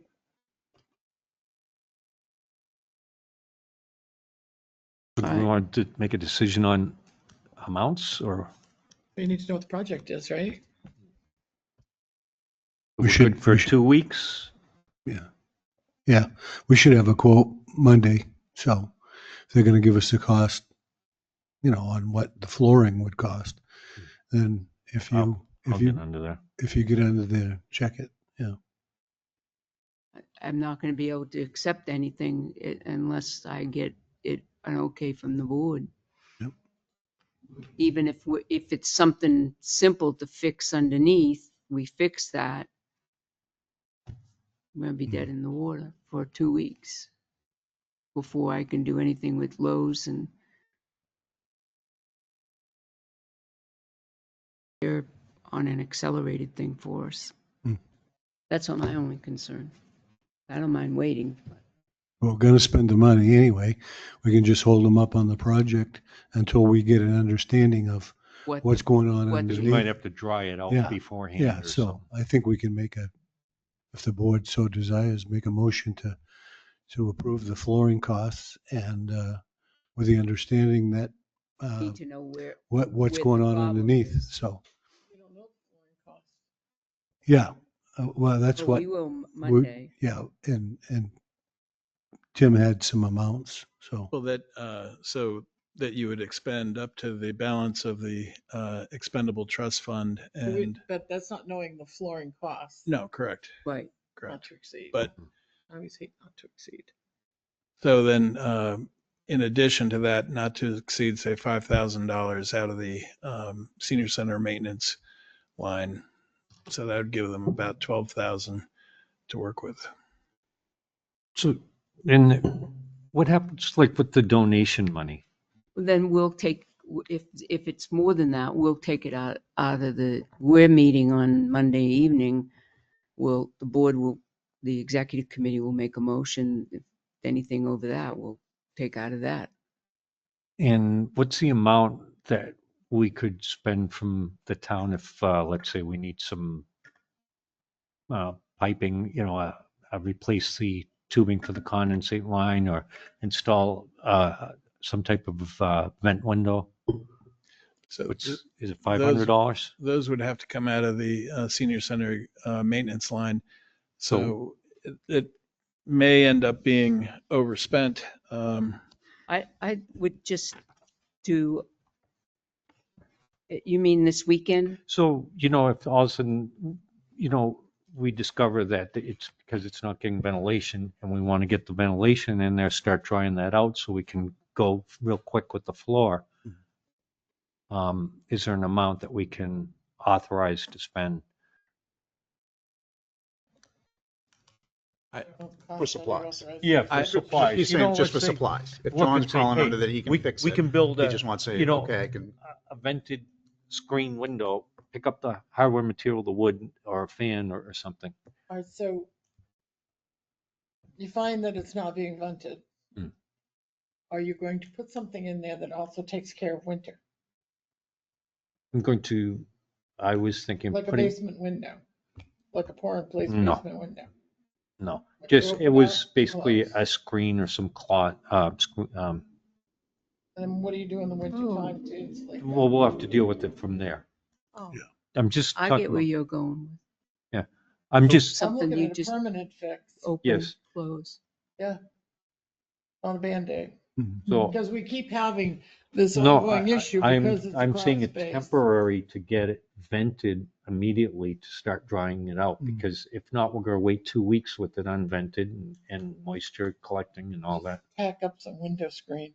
Okay. I mean, do you know what I mean? I mean, I think you're Okay. looking at, we have places, openings, and we've been dealing with these ever since we got the building for what, 20 some odd years? Yeah. 20 So years? so, I mean, is it okay to go and spend $200 on? Yep. For Yes. wooden and Yeah. Yeah. and a Yeah, piece so of I'm pipe. fine Okay, with that's that. what I'm asking. Yeah. Yes. But let's find a Okay. permanent Yeah, solution. just want to keep things moving on drying it out. I'm good with that. I think that's all I have. So did the board want to do something in terms of a not to exceed? Or do you want to, or are you going to wait?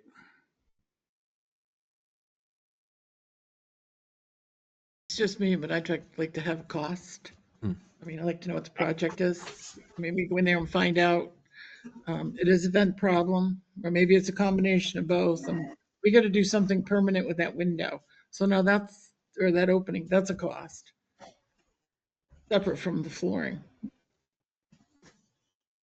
I agree with Catherine. I mean, if like Catherine said, if we've been having these issues for as long as we have, we probably should find a more permanent fix for it. Find that. I'll get on Saturday morning, see what and I'll get pictures for everybody too. And then we can figure out, Thank you, John. keep going forward with it. Thank you, John, for doing that. As long as we noticed a problem, we're working towards fixing the problem, it will be covered. I'm thinking of the bridge over there where, Do we have to stay on this? you know, I say, John, you hold out for 2 blueberry pies. he's That's not my getting a advice. pie, he's getting muffins this time. Hey, if we get the information and we need to do a special meeting to vote on something because now we've got identified an actual issue and everything, then we'll just hold a special meeting. Yeah. To make those determinations, to give an actual cost of what we need to do. Yes. Yeah. I think we need to, obviously, it sounds like this has been an ongoing issue. And now we just had a senior fall because of this. Like, we probably should make an actual determination and fix the problem. I agree. Okay. Very good. Anything else, Pat? No, that's it. Thank you. So, well, I'm next. Let's see. Well, so cleaned, Timetable Mabel, she's been scrubbed, pumped out the fountain and cleaned all the algae and the filter on that and cleaned the statue. It will have a slight yellow tint to it. And as I think we've all experienced that for about 2 weeks, and then it will be, you'll have to wear sunglasses looking at me so bright and clean, and also clean because with water flowing naturally it becomes algae and that. So that's all been cleaned. I want to thank Shane and the crew. They went down, they cleaned out the rest of the residue out of the bottom, and it looks like they refilled it and did it. So it's all working good. Trying to think what else did. I think the town of Tilton voted at town meeting to buy some more cleaner for the park cemetery. Already began doing that. I think I did so far 47 stones. And they'll be doing the same thing. Wow. And it's hard to tell which were Tilton residents or Pemberton Bridge residents or whatever, but so that's begun. And that's it for me. And next we have Chairman Adams. I'm good. I don't have anything. Thank you, though. Next thing we have Finance Director Tim Pearson. Great. So I would refer you to my report that's in your binders and that I emailed. So the first item I have is regarding following up on the evaluation process and the draft for that. And I did, following comments from your last meeting, I did add in a few things, which was first step, which the selectmen will have the opportunity to review and change either the process or the form in April of the year. And then the self-evaluations would begin by the employees in May, and they'd be reviewed with their supervisor and discussing their past performance, their next period goals, objectives, and the idea of really the most important part of this process being that substantive discussion between the supervisor and the employee. So the employee is sort of given their view of how they think they've done. The supervisor has an opportunity to review it and comment on that, and then they can work together to develop a plan, together. And then there's a written evaluation and review, which is completed by the supervisor in May. The final sign off would be again in May. None of this has dealt with any money at this point. It's just regarding the relationship between the supervisor and the employee, and their strengths, weaknesses, and their plans.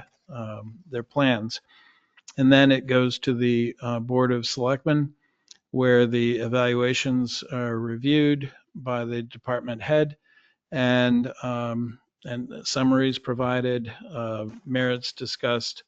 And then this is really the opportunity where the board has um, to weigh in with the department head as to how, they feel as though that department is moving forward, whether it's meeting its overall objectives, and where they might make changes based on whatever was recommended for merit.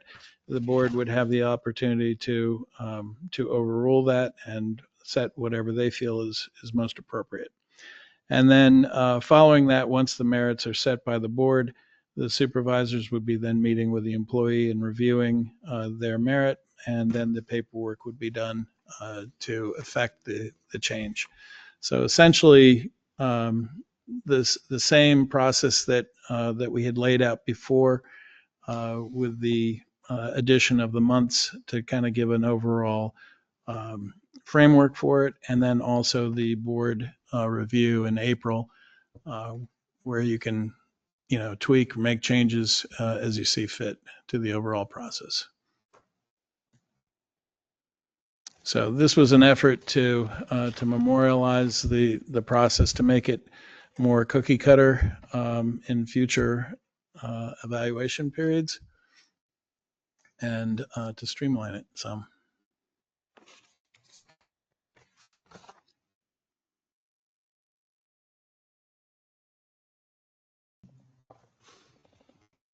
So does anyone have any questions for me?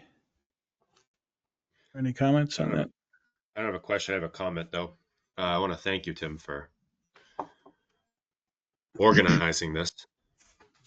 I think that coming in as a newer selectman and having questions about the evaluation process, and being thrown into, or fingers pointed where I needed to step in and do evaluations, this will definitely help in the future to make it more of a standardized process. So that way we all know, whoever steps in as a select person or a department head will have that standardized process. Great. So thank you. Super. All right. Thank you, Tim. I'd like to Yes. make a motion that we accept the Town of Tilton employee evaluation process dated 7/10. July 10th, 2025. We have a I'll second motion that. and a second. Any discussion?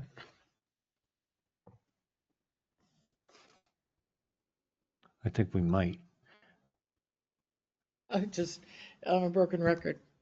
I don't see anywhere in here where after the self-evaluation has been completed, where the Board of Selectmen can weigh in on that evaluation.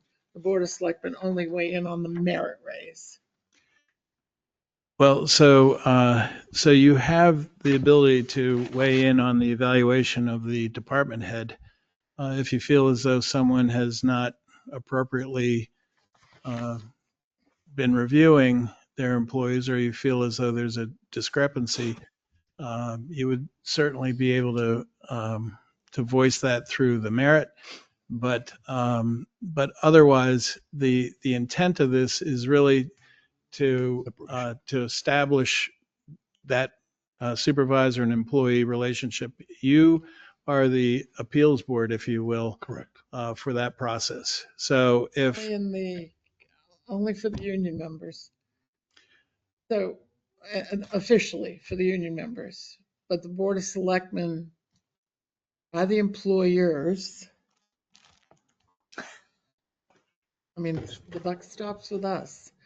And I know in the past, we've had employee evaluations come to us, and the board looked at it and went, are you kidding?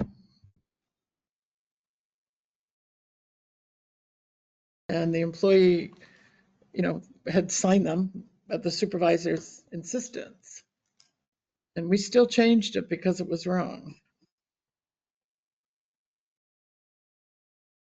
So, I mean, and we can with the Board of Selectmen, and it sounds conceited, we can do whatever we want, right?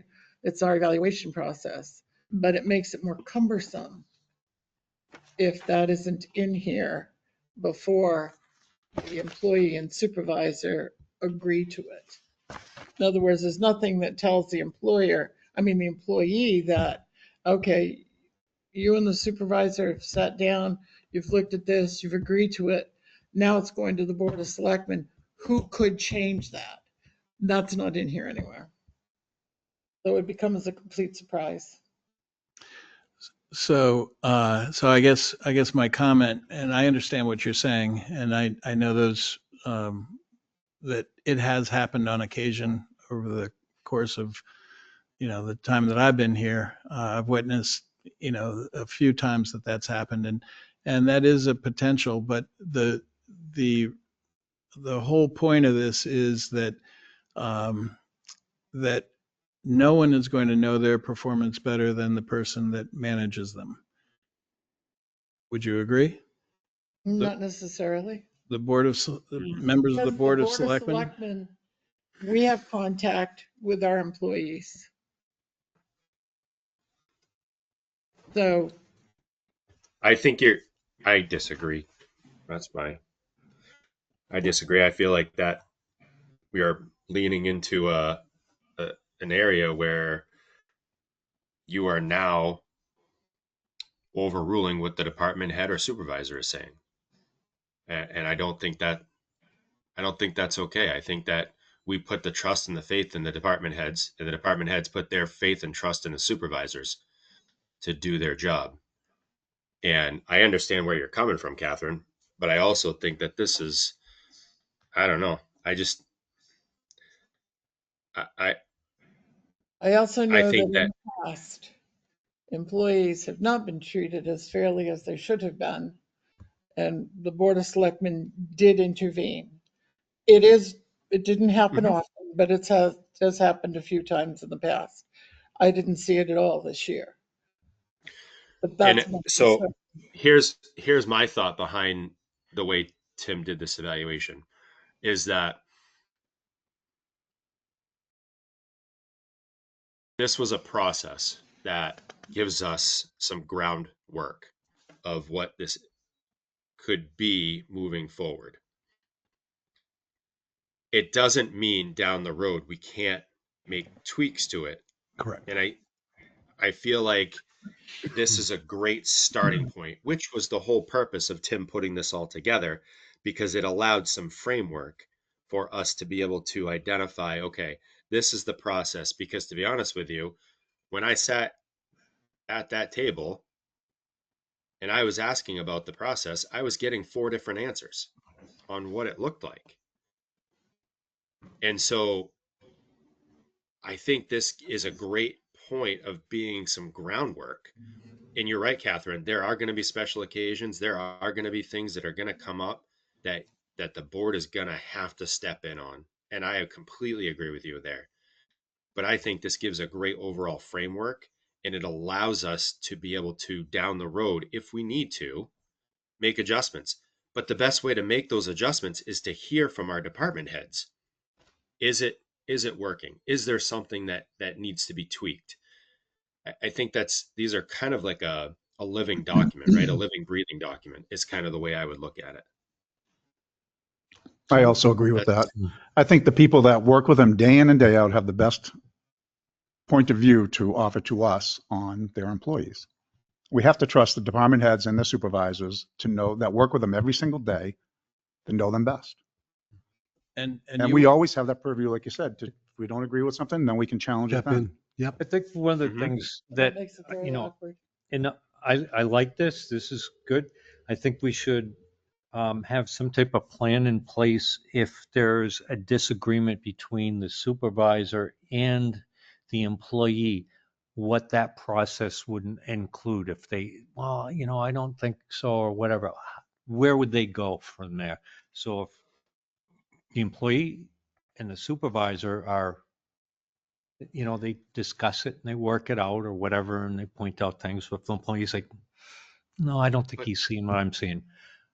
What is that process? And that we should make that aware to the employee. And I don't So, know if John, that should be in here. What if that So happens I at like- self-evaluation? So Yeah. they're bringing their self-evaluation to their supervisor, and that's when that discussion would take place. Yeah. You're You gonna say you're s- here, I see you here, and then let's hash Right. it out.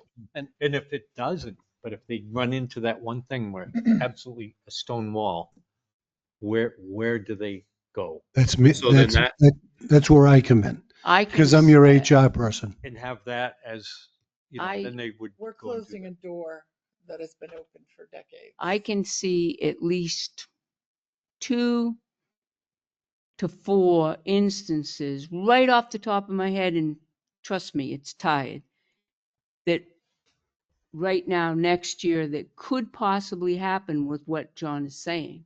Mm.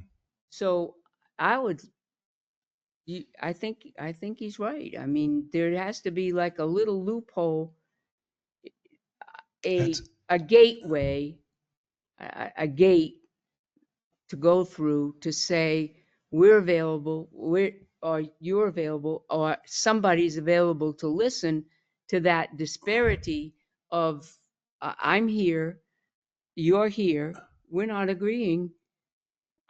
Mr. But I disagree. They're literally like with any organization, like if that employee is not getting where they think they should be with their supervisor, then that's where the lieutenant comes in place. Mm. Then and then if it doesn't, You just if had one the recently. if the employee does not get where they think that they are with the lieutenant, then they go to the chief. We don't have that in town hall. We don't Right. have that at DPW. Yeah. Right. But you But we have have an HR director. you have your Yeah. HR director. So let's The go, HR let's go director- one at a time. So The HR Eric, once director doesn't you're- have the you're all authority set. to change the and evaluation. then I'll recognize Catherine. Catherine, what was you saying? I'm trying to keep everybody Just one at a saying time. the HR director, the town administrator doesn't have the authority to change an evaluation. Correct. To listen to input of why they feel this is unfair, and the Board of Selectmen can make that. I'm just saying, and I agree that the HR person is probably that, did you say lieutenant? That Yeah. next step for our employee, and then the Board of Selectmen. Correct. That isn't described in here, that we're closing a door that's always been open, which is to the Board of Selectmen. If you're an employee and you feel that you're disgruntled or you've been prejudiced against, or, there's an issue, our door has always been open. Mhm. An employee can come to the Board of Selectmen without reprisal from their supervisors. Well, I and believe there's, this is slamming that door So shut. I because just want to It's hear not what there. all the selectmen, then we'll get, because, yeah, I would like to. and so everybody, John, you, I still think that's why we have an HR director. That's the sounding board, and then he would come to the board and say, Absolutely. I had the discussion with this individual, and this is their concerns. Yep. And then we bring the supervisor in, or the department head, or whoever that disagreement with, and then we hash it out amongst Thank you. us. Exactly the process. I'm all set. I'm listening to it. I agree with. Yeah. I do think that there has to be a gate, whoever that gate is, I think that gate has to be. So in doing that, John, if you don't mind if I, go ahead, yes, Eric. so in doing that, to Catherine's point, we could add to this and write out each department, like for the police department, if there's a employee, just whatever, this is the steps you take.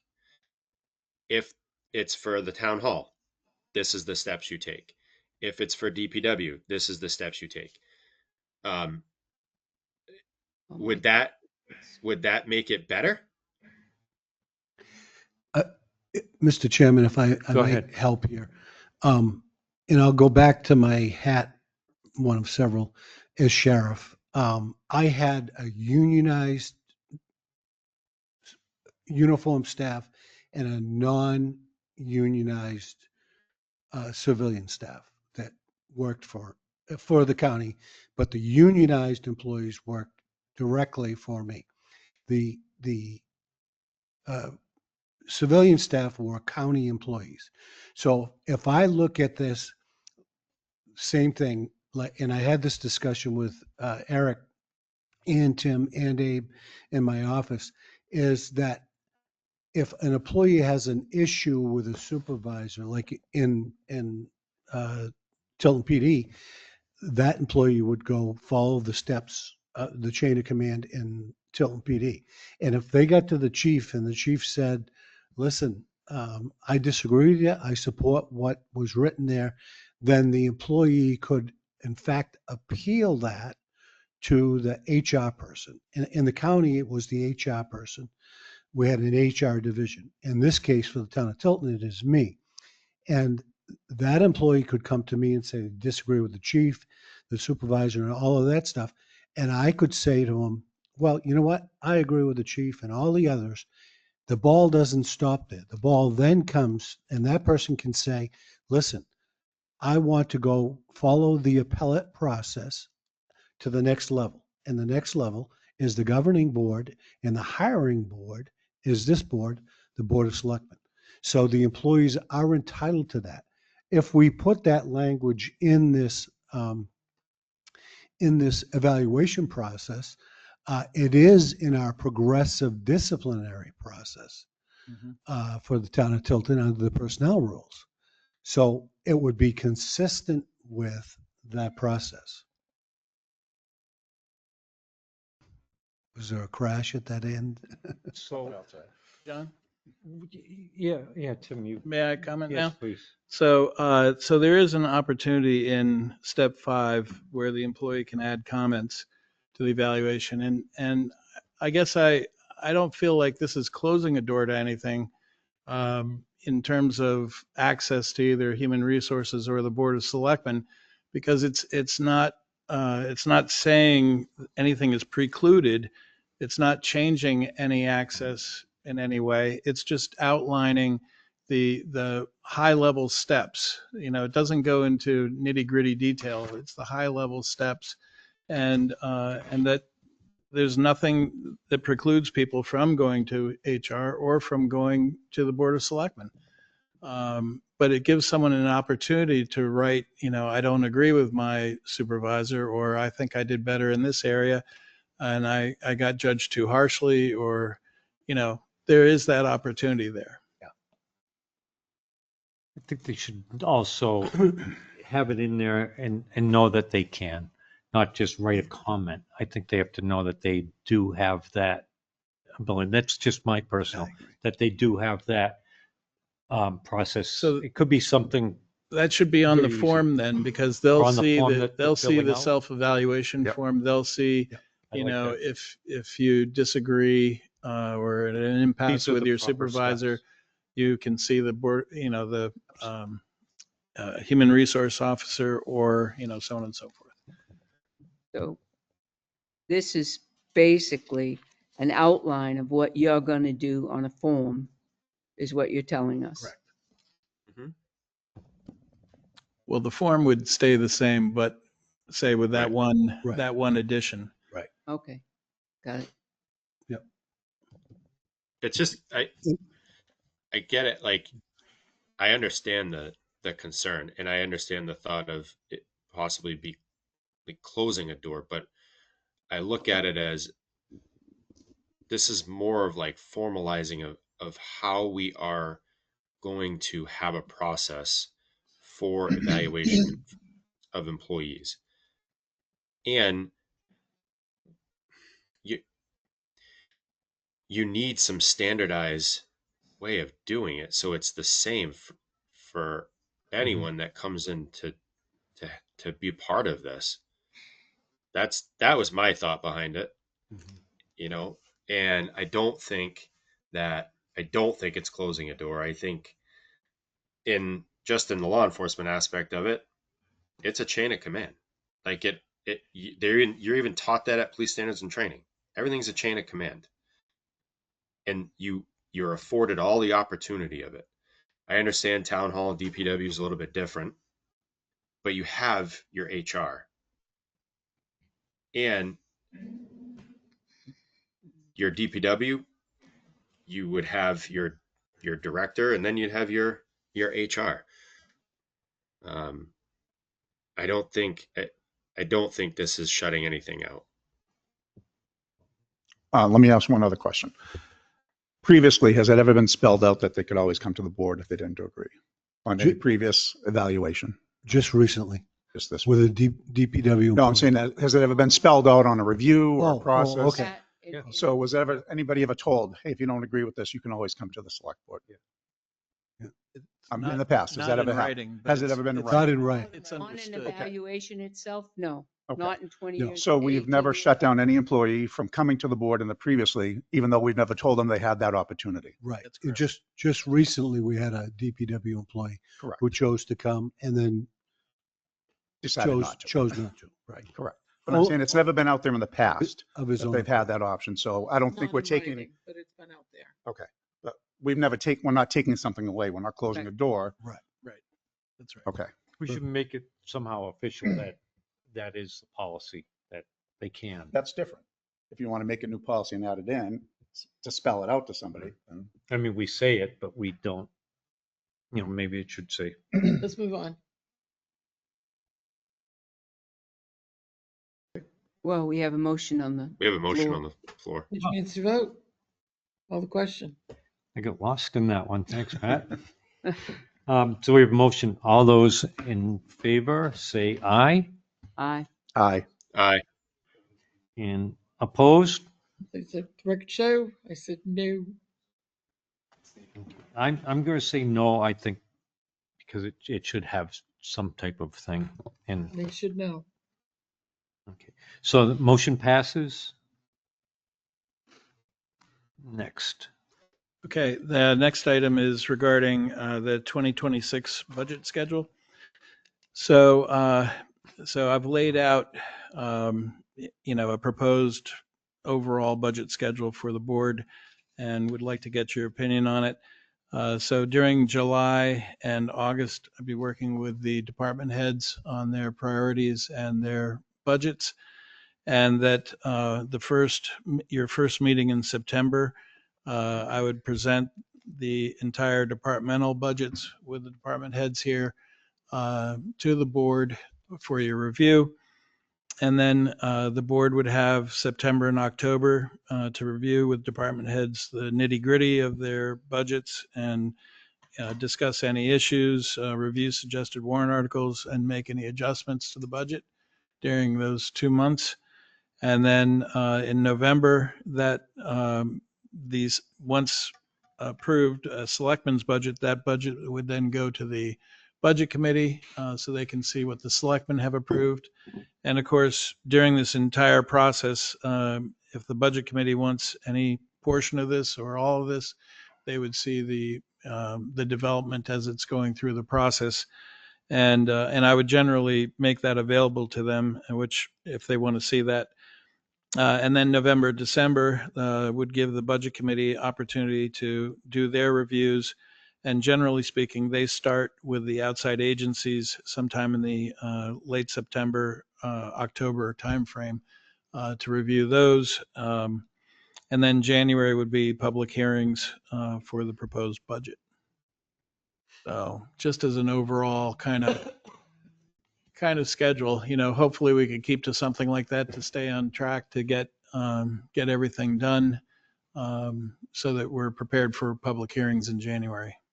So Tim, with one of that is outside agencies, we usually require them to, or all the years I was there, to submit their requests or application by a certain date.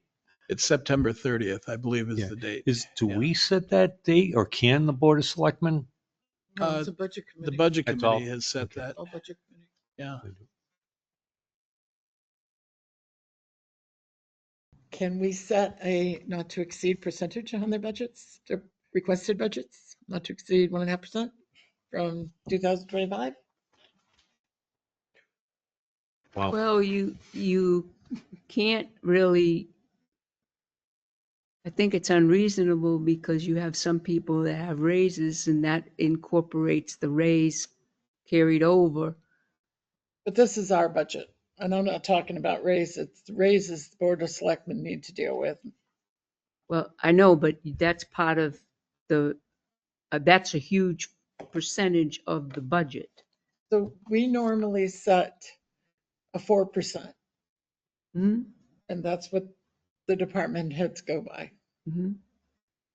So it's almost redundant to what I'm saying. Well, And for, we can let them know, we don't, the Board of Selectmen will work on the raise portion of it, but in the rest of their budget, not to exceed 1.5, 1.75. I don't even want to go to 2%, but You're saying for the non-personnel related items? Is yeah. that? non-personnel. I'm just thinking of the merits that we gave out will be incorporated in a little bit Oh. more Trust me, I am too. next year than a 1 or 2% increase on some departments. So just need to be cognizant of that I'm just right off the hoping bat. the Board of Selectmen will have a very in-depth conversation about merit raises for 2026 Got it. that aren't based on a bottom line percentage. So the budget schedule, we good with this? We're going to have a lot of budget talks coming up. Oh, yeah. Not to You're gonna exceed. spend a lot of time. Here again? Let's let them know we're not going to accept a recommendation from them, because that's what it is. It's our budget, but they're recommending not to exceed a percentage.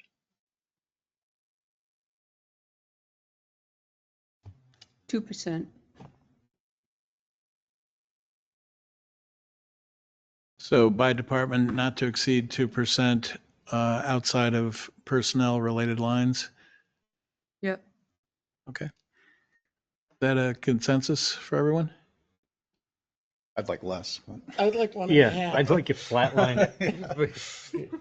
Honestly, We'll try. What's the number? it isn't like this discussion. If he reaches on his right side there, watch out. I'm just glad I'm here. So do you want to set it at 1.5? I'm good with 2%? 1.5. 1.5? I'm not good for 1.5. Yeah, I'll do the 1.5. I mean, these are suggestions. Oh, we can cut it any way we want, but I'm Yeah. Yeah, I don't Right. know, whatever. saying if, It helps. Possibly do that. It helps to have With this kind of DPW parameter. and police, you can't possibly do that with maintenance and ammunition alone. You can't possibly do that. they can shoot less bullets. Well, I can tell you what Target. this will help with is that as we have discussions, as I have discussions with the department heads, we can review how they could get to this. And if there are trade-offs, where they say, well, I can get to it, but I won't be able to put any money into this year, so then that's the kind of thing you're going to need to know that, yes, you can get to 1.5%, or you can get to a flat line in that department, but it's going to require, some type of change. And you just need to be aware of that. It's the old economics 101, guns or butter. So I would say it's helpful to have a guideline, and I'll use the 1.5% outside of the personnel related costs. And we'll work with that for now and see how that goes. I will tell you the rate for the collective bargaining increase for this next year is 3.5%. Is what's in the last year of the contract. And then I believe that will be the last year of the contract starting July 1st of 26. So by the end of the year of 26, we'll be looking at negotiations for 27. So in any case, all right, very good. So that's a consensus on this schedule as well, I understand. Sounded as though. Sounds good. Yeah. Yep. All right, then moving on to number 3, I'll be quick. As of June 30th, we were within 0.2% of being half spent for the year. You can see in the little graph that I've got, We're carrying finance, I see. well, finance, administration, health and welfare, we're all over the 50%. And the Mhm. reason for that is these were front-end loaded payments for things. We have to pay all of our insurances in January. That's out of the administration budget. And those are pretty significant. That's our liability insurance, unemployment insurance, and workers' comp insurance. And in finance, we're having to pay our debt is all front-end loaded in the year. So bond payments for sewer, bond payments for the PD, they're all in the first half of the year. There's a small amount in the second half, but the majority of that's in the first half of the year, and that skews the percent spent by mid-year. So, but over the course of the year, you'll see that will even out. We won't overexpend those lines. But that's how we're looking year to date, and I think you're familiar with the causes in the health and welfare department for that. Outside of that, we don't have all the revenues in yet, so I wasn't able to give you a revenue view. We should by the next meeting have everything complete and in, so I should be able to give you a full picture for where we're sitting as of the half of the year. And I'll also send that on to the budget committee so they've got a kind of an update as to where we are. Moving on to item number 4, Caliph Hill Road. The impetus behind this is to recoup our money from the state of New Hampshire. In order to do that, this final engineering report needed to be completed, and the Board of Selectmen, even though we're not accepting the road, has to accept the engineering report as part of acknowledging that this is something that the town paid for, that is what we asked for, we got, and that we can get reimbursed by the state. So the last time I looked, I think the state owed us about $126,000. I know we'll be billed for the portion that it took to put this report together. And all those monies we will recoup from the state once this is done. But we do have to comment on the engineering report. And if you may have read my report, you'll see that I have some suggested items that I think should be mentioned that have been mentioned in previous meetings. And then I would also ask that we have a motion to accept it and reiterate that we are not going to move forward with the road. All right. I'd like to make a comment, Mr. Chair. Ready? Go ahead, Okay. Pat. I'd Selectman like to Constantino. comment that in previous public hearings and meetings of the Board of Selectmen, we felt the money set aside for the road in our agreement with the state of New Hampshire would not be sufficient to fully rebuild the road to the town's satisfaction. In addition, town taxpayers would have to sufficiently raise more taxes for future maintenance and eventual repaving of the road. In short, it would be too much of a financial burden for the town of Tilton to bear over the long run. And I would like to move to accept the final engineering report from McFarland Johnson on Caliph Hill Road and to reiterate our intent to end the project with the New Hampshire DOT and seek reimbursement for cost as per our agreement with the state of New Hampshire. Could say it better. Second, anybody? I thought there was a comment. No, the first part was. And then Oh, we weren't was not the into comment, move. and the one was Second. I move starts it. Smooth move. So seconded by Dawson. Any other comments? All those in favor say aye. Aye. Aye. Aye. Aye. It's unanimous. Before we move on from Caliph Hill Road, I would suggest that all of you look at page 19 in that report. Last comment that they make. Mm. It was a suggestion for the board to work with DOT. Partner with them to repair the drainage. on their road. A suggestion. Yeah. Oh, Whose drains are they? Pardon? The drains are DOT's drains, right? It's DOTs. DOT's road And their drains, yeah. in their And drainage. they built it and they maintain. So who's, Well, I don't know if they built is, it, they uh, took it away from us. There's nothing that obligates the No. town. It was simply a suggestion by the Like engineer, comment, yeah. a Yeah. comment. But I just Yeah. want you to be aware of it. Page 19, yep. Yep. So Interesting. made my attention. So outside of that, thank you very much for that on number 4. You can see number 5 and 6. I have prepared some things for you for your non-public session. Number 7, I'm sure Scott's going to be talking about National Park Service, and I just reiterated where I am on this section. And it's just really important that we maintain our quote-unquote medium risk categorization, because that's the way we are ensured that we'll be reimbursed by the National Park Service.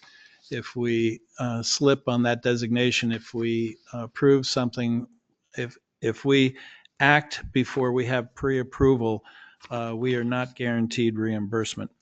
And then lastly, number 8, John, I know you'll be interested in this. The light pole on Sherwood Drive, the crew is going to be there the week of the 21st. And they said that as we get a little closer to that, they'll give me the exact date they're going to replace it. So can we save the old one just in case No, John what I'd like to do retires? is have a lighting ceremony that we can be there at dusk and watch it come on. I'll ask for a Thursday evening. All right, and that concludes my camera report. on, Thank you very show much. cam. Yeah, Can we get like a band or something to play in the grass right near there? And yeah. I request the 1812 overture. That's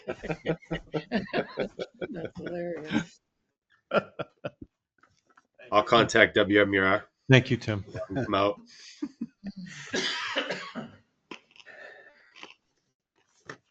Okay, so do we have any public comments? Anybody else? Okay, the time being 7. Did you want to hear from me, Mr. Chairman, before you went into non-public? Yes, Yeah, I was saving your voice. Thank you. I keep was forgetting great. I knew you was wouldn't chair every shut once me in a while off. here. Thank you, Scott. I appreciate it. And The thanks. light. Thanks for the support from the crowd. Anyway, Mr. Chairman, I will be brief. My report, I'm sure that you've all read.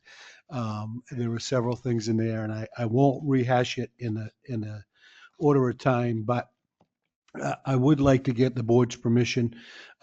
Chairman of the Conservation Commission sent me a request, which I indicated in my report to you that they would like to seek legal counsel for the Conservation Commission to deal specifically with a easement question at Buffalo Park. The Conservation Commission, as you know, has a bigger budget than we do. No exaggeration. But the chairman made it clear to me that they have monies in their budget. They would just like approval from the board to be able to get some questions asked, and it's regarding providing easements for a disc golf course request or disc golf game request to be set up in Buffalo Park. And I think they want to just make sure there's all the legalities are covered easement wise and that we're not holding any liability or anything like that. I do appreciate that he followed our request of asking for this board's approval. Sanborn Road?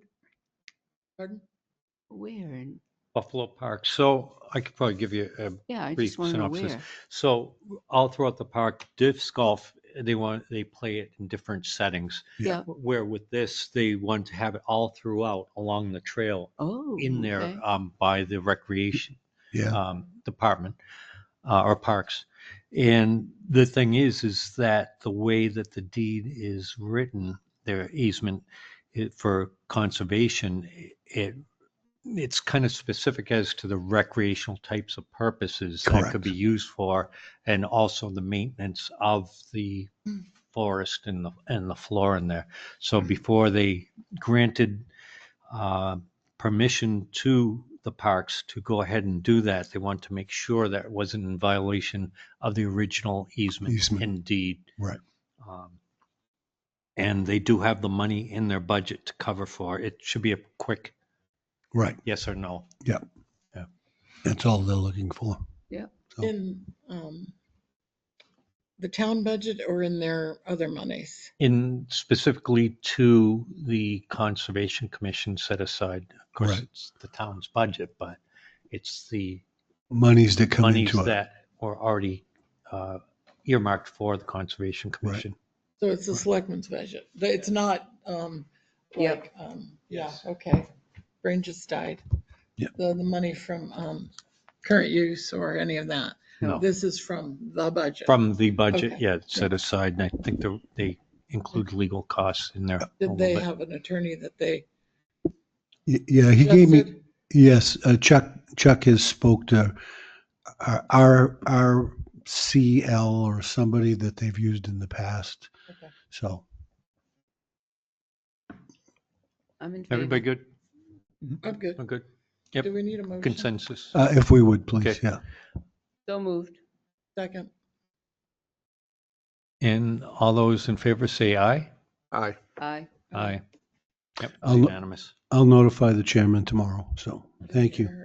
Thank I you. saw his mouth went, yes, right, Eric? Right. Yeah, there we go. His head's bobbing. Yes. Yeah. I think it's because he's tired. Oh, My next issue, you'll see in my TA report to you that 60 Ridge Road, the gentleman that lived there called me a month or so ago. For years, he's had property washout. And if you think of Ridge Road in this property, I went up and looked at it today. It severely washed out. And it was, I had Shane look at it first. He asked me if the town would cover it, cover the costs. He had already done the work because he didn't want it to continue to wash out. And I did look at it today. I did not take pictures because I forgot and left my phone in the office. But I looked at it and it's clear that the neighbors, the way the road is designed, it curves and the water flows to that side and then it pushes onto this man's property, Are you talking about the west side of Ridge Road? west side of Ridge Road. I Yeah. thought it said 19 on it. I thought it said 19 and I might have typed wrong, but it was 60. Yeah. I went up. My place sits down. Yes. West Yeah. side is not okay. Yeah.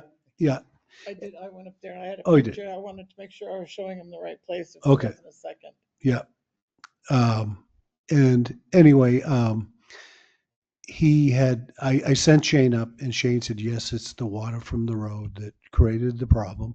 And it hasn't, it just didn't occur this year, but it was made worse by this year's rains and that stuff.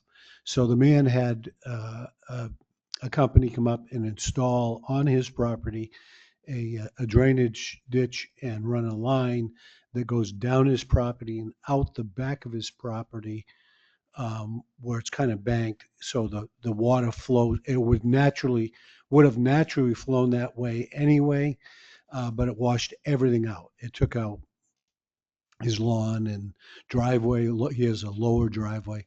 So I did tell him that I'd approached the board. He has about $5,000 into this repair. I told him I would talk to the board about maybe meeting him halfway on this cost. And I do not have the complete figures yet, but I could get them. But I wanted to bring that to the board's attention because, it did correct it. He's got some grass seed and that stuff growing now, and he's got hay out there to help hold the seed. This was today. Yeah. Yep. He doesn't have grass seed there or hay. I This didn't- is completely washed out. oh, okay. Oh, am I on the wrong property? Nope, you are in the room. Different property. Uh-oh. Yeah, I saw that one too. That's on Okay. the lower side. I That's on the think lower that side. years and years ago, I want to say 10 or 12 years ago, we had a issue on the lower end of Ridge Road, That's where Yep. that one is. and I can't think of who the highway was, but they put in drainage on both sides to see if they could do it. But do you remember when they took out, they were gonna redo the road and they couldn't do it because of the water washout? And then drainage, that was Ridge Road. Yeah. And it was a long time like that because they couldn't do it. We couldn't fix it because of the washout. Well, this one that I took a picture of is above the intersection. Right, Okay. right, on the right-hand Above, side, and yeah. that repair, I did look, is still good that we made that runs down in there. I did Yeah. notice there's no culvert in that driveway at the lower end, but that's redundant, I guess, to this.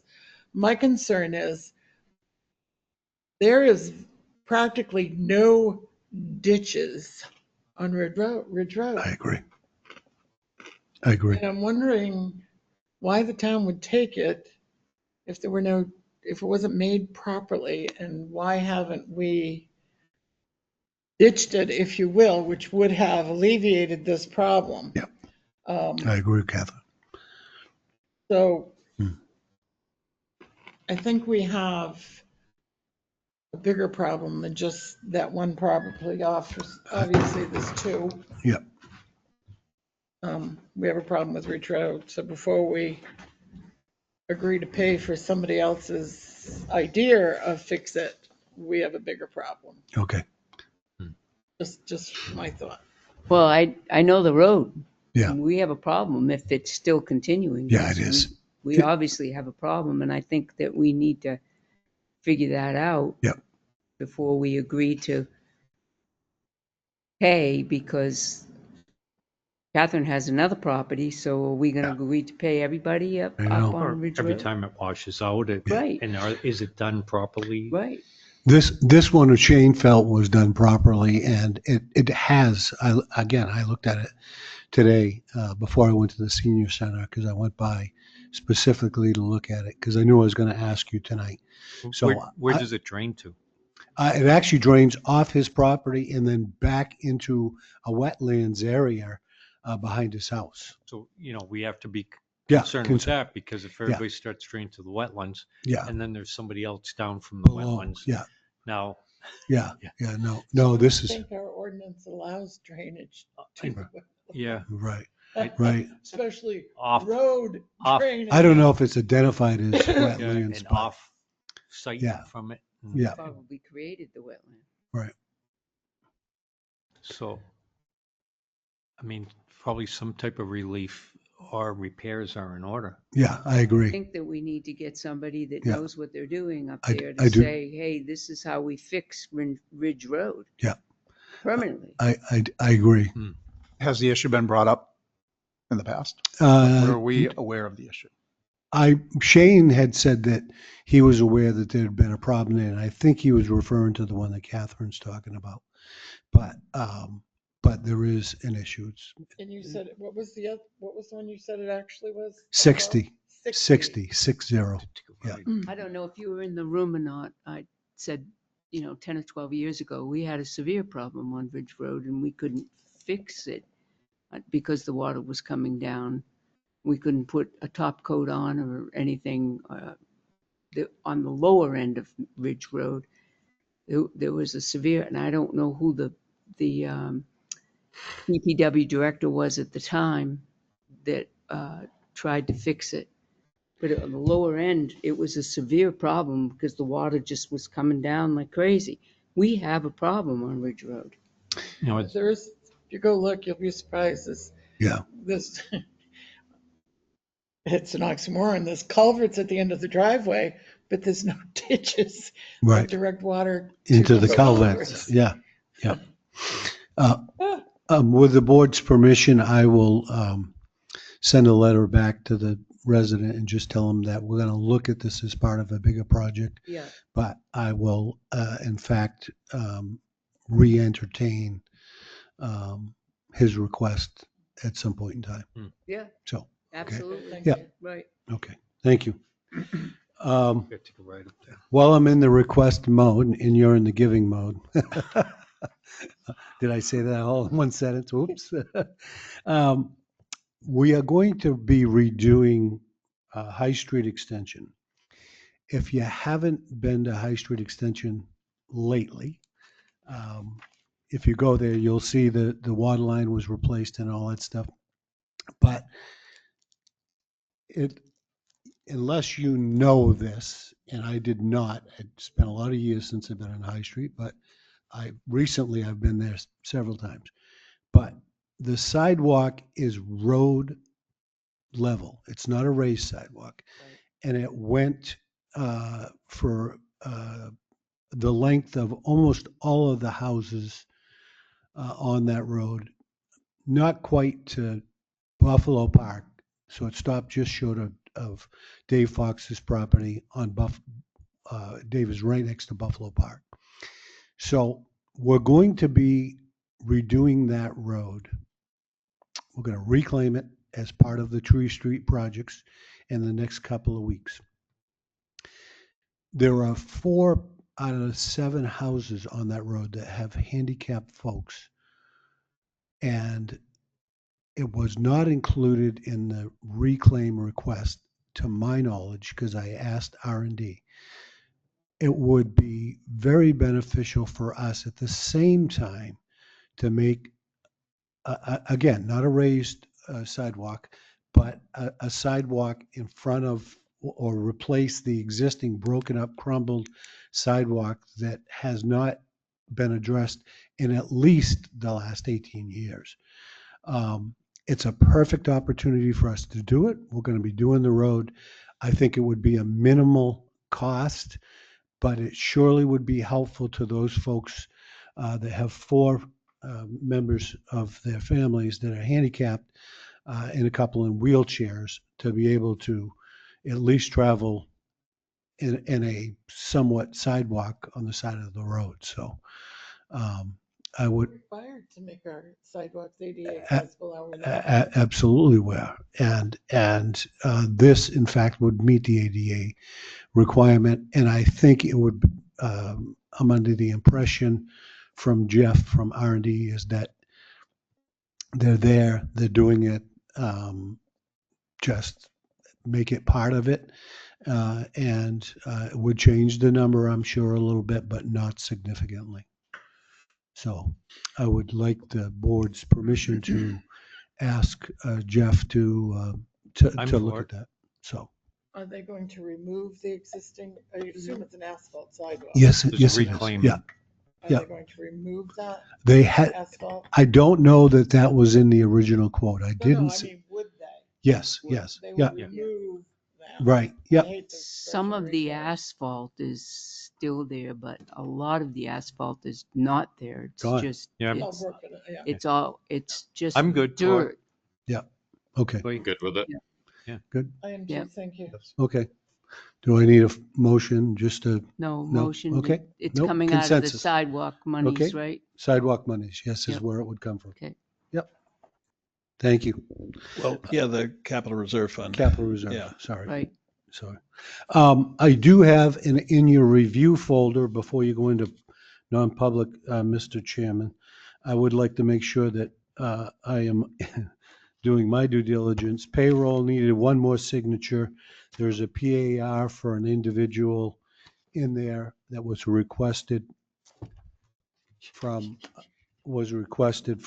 the Parks Commission. And Camaro Heaven is the junkyard inspection approval. In the FYI packet is the water quality report received, and about it is notice public hearing on July 22nd. And the employee appreciation tickets, there are 3 of them in there. They look like this, or 2 of them in there, excuse me, and I have 3 more here, one for each one of you if you so desire. but we received a grant from Health First, Health Trust, excuse me. Health, I'm dating myself.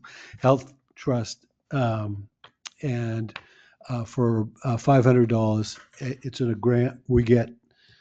We apply for annually. They give us this donation to go towards some event for our employees.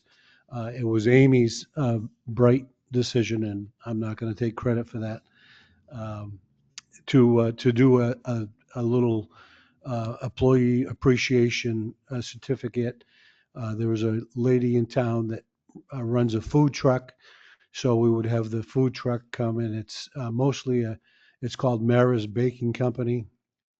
And she has mostly treats, is my understanding, some of which most of us don't need, but me, I'm talking about myself, of course. Yeah, But speak for yourself. so there are, we're going to have events, one at the police station, specific dates. Friday, July 18th, Employee Appreciation is here. The 16th, Employee Appreciation is at the PD, I believe, right, Chief? Friday, yeah. Yeah, and Wednesday is here for DPW and the town hall employees. So she'll pull up and you can go out and order some treats and enjoy the treats. And I do have 3 more if one of the, or any of the selectmen want to come. And if it'd be an opportunity for you to speak with the employees at either location to say thank you and know that you appreciate them. So, What's the date? Scott, are Yeah. those, can you put those, can you send us the email with those dates? Or if Yep. Tim can put them on the Yep. website or whatever? Friday, July 18th is the PD. Wednesday, July 16th, next Wednesday, is here at the town hall. And what time? Um, Around lunchtime, I think is what she said. It's not on the Time, yeah. thing, so. But it does look very appetizing, I might add. If you look, you can go on our website. I think it's Mara's, MARAH' Baking Company. So. And with that, I'm sure you will all diligently read my report. One last thing, Mr. Chairman, is I did have a press release for what we were hoping we were going to be able to share tonight, was a date to remove the bridge. However, as Tim made you note of earlier, is that we still are waiting for approval from Washington DC on the removal procedure that we sent to them, that our company that we've hired removing the bridge sent to us, and we have not got that yet. So I don't want to be premature, but I will let you all know by email. I did speak with the chief, who was on vacation last week, about a notification process. We will notify all of the businesses. We will give plenty of press, Mix 94.1 FM. And Mr. Chairman, you and I sat down with our, I'm excited, our historic New Hampshire preservationist student who is going to act as our recorder, if you will, of all of the events of the bridge historical events, because this will be historically noted. And Sam Tebow is the young man's name, and he will he met with John and I he will participate in digital photography and any videography that we need. And I did tell him that any expenses that were incurred would be reimbursed because it's grant allowed as well. So, but I'm excited. We've got our photographer, historian, all in one mix. So with that, I conclude. May I ask God a question? Sure, go ahead. I don't know, a couple weeks ago, you sent us a notice about FEMA, FEMA, yep, updated their floodplain map yes, and 90-day review process right, is about to begin right. in the next few days. Are we reviewing that? Is somebody reviewing that? Um, And my other question is, can we send it to the Conservation Commission? Because they probably know better than anybody else in this town about our wetlands. Wetlands, yes. Possibility. I thought, Catherine, but I will check. I thought Chuck, or excuse me, the Conservation Commission was CC'd on that email, but Well, they'd need a copy of the proposed update, right, And I know I've seen them in town hall, Yeah. the old maps. Right. So they'd need a copy of both to be able to review okay, and to, okay. Did they name the brooks right? you know what's funny? I did notice I was looking on, I think I I saw think our one that tax was maps- incorrect. and it was correct. I You- did Oh, it is notice correct. You pointed out one, I think it was up by, it was on you, Bamford Brook. Bamford Brook, Yep. right, yep, But I I did remember that. notice if the GIS was, I think it's still. Correct. Updated, yeah. Yeah. I will make sure that Conservation Commission gets a copy of those. So, Anything else?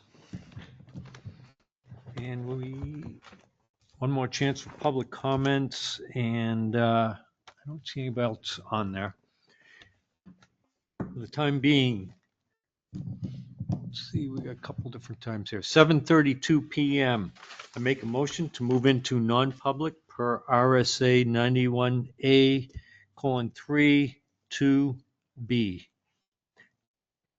which Second. is the hiring of any person as a public employee. Second, Motion is second, roll call vote. and roll call vote. Constantino, yes? Scanlon, yes. Hanson, yes. I was gonna ask a question. I mean, Dawson, yes for that, but my question is, are we going to discuss two things. the request for the community block grant? Oh. That wasn't Whether on, that's non-public or not, Right. it probably should be. Yep, it should be. I didn't put that, I didn't discuss that with John. We I know, we can discuss it real quick. yeah, you but can, because Do you want That to which come back out discussed in and go in? public. Or I don't know, Add it. That which Which is discussed in public. 91A:3, what is that? Well, it's not hiring an employee, but yeah, it's, if we're gonna say anything that's No. Get which one it is. negative. yeah, because you were gonna, the board is scheduled to meet with Michelle from Archways in a non-public next week. I put that in my report to you. But if So- we This discuss is- tonight, it might become redundant. Yeah, if we Or can not. just, let's put that in to the motion to go into non-public. And then at least that way, if we do decide to discuss it, we'll be Okay. as Yeah, however you'll be brief covered. it is If public. it's in non-public anyway. Give the cheat sheet. Looking for What's it. the, Should be. in the That which book. discussed in public would Right, adversely right affect on the your form that reputation you of just others. read, Reputation. Yep, just reputation. reputation you could put down. okay. So I'm going to add into that which, Which discussed in Is dis- public would discussed in public. adversely affect the reputation. I so don't have it. there's the motion. I don't have the exact numbers. All right. Okay, all those are, we'll go back around and vote on that. Constantino, Yes, Constantino, yes. Scanlon, yes, Hanson, yes. Dawson, yes. and Adams. Adam, yes. Okay. This conference will now be recorded. I'm going to make a motion to seal the minutes of the July 10th tonight, 2025,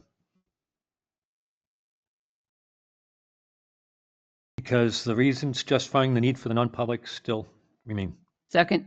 Second by Constantino. All those in favor, say aye. Aye. Aye. Aye. I'd like to make a motion to not, Speak in the mic. oh, well, it's right there. Yeah. Well, I'd like to make a motion to not approve the community development block grant for archways. I will second that motion. any discussion?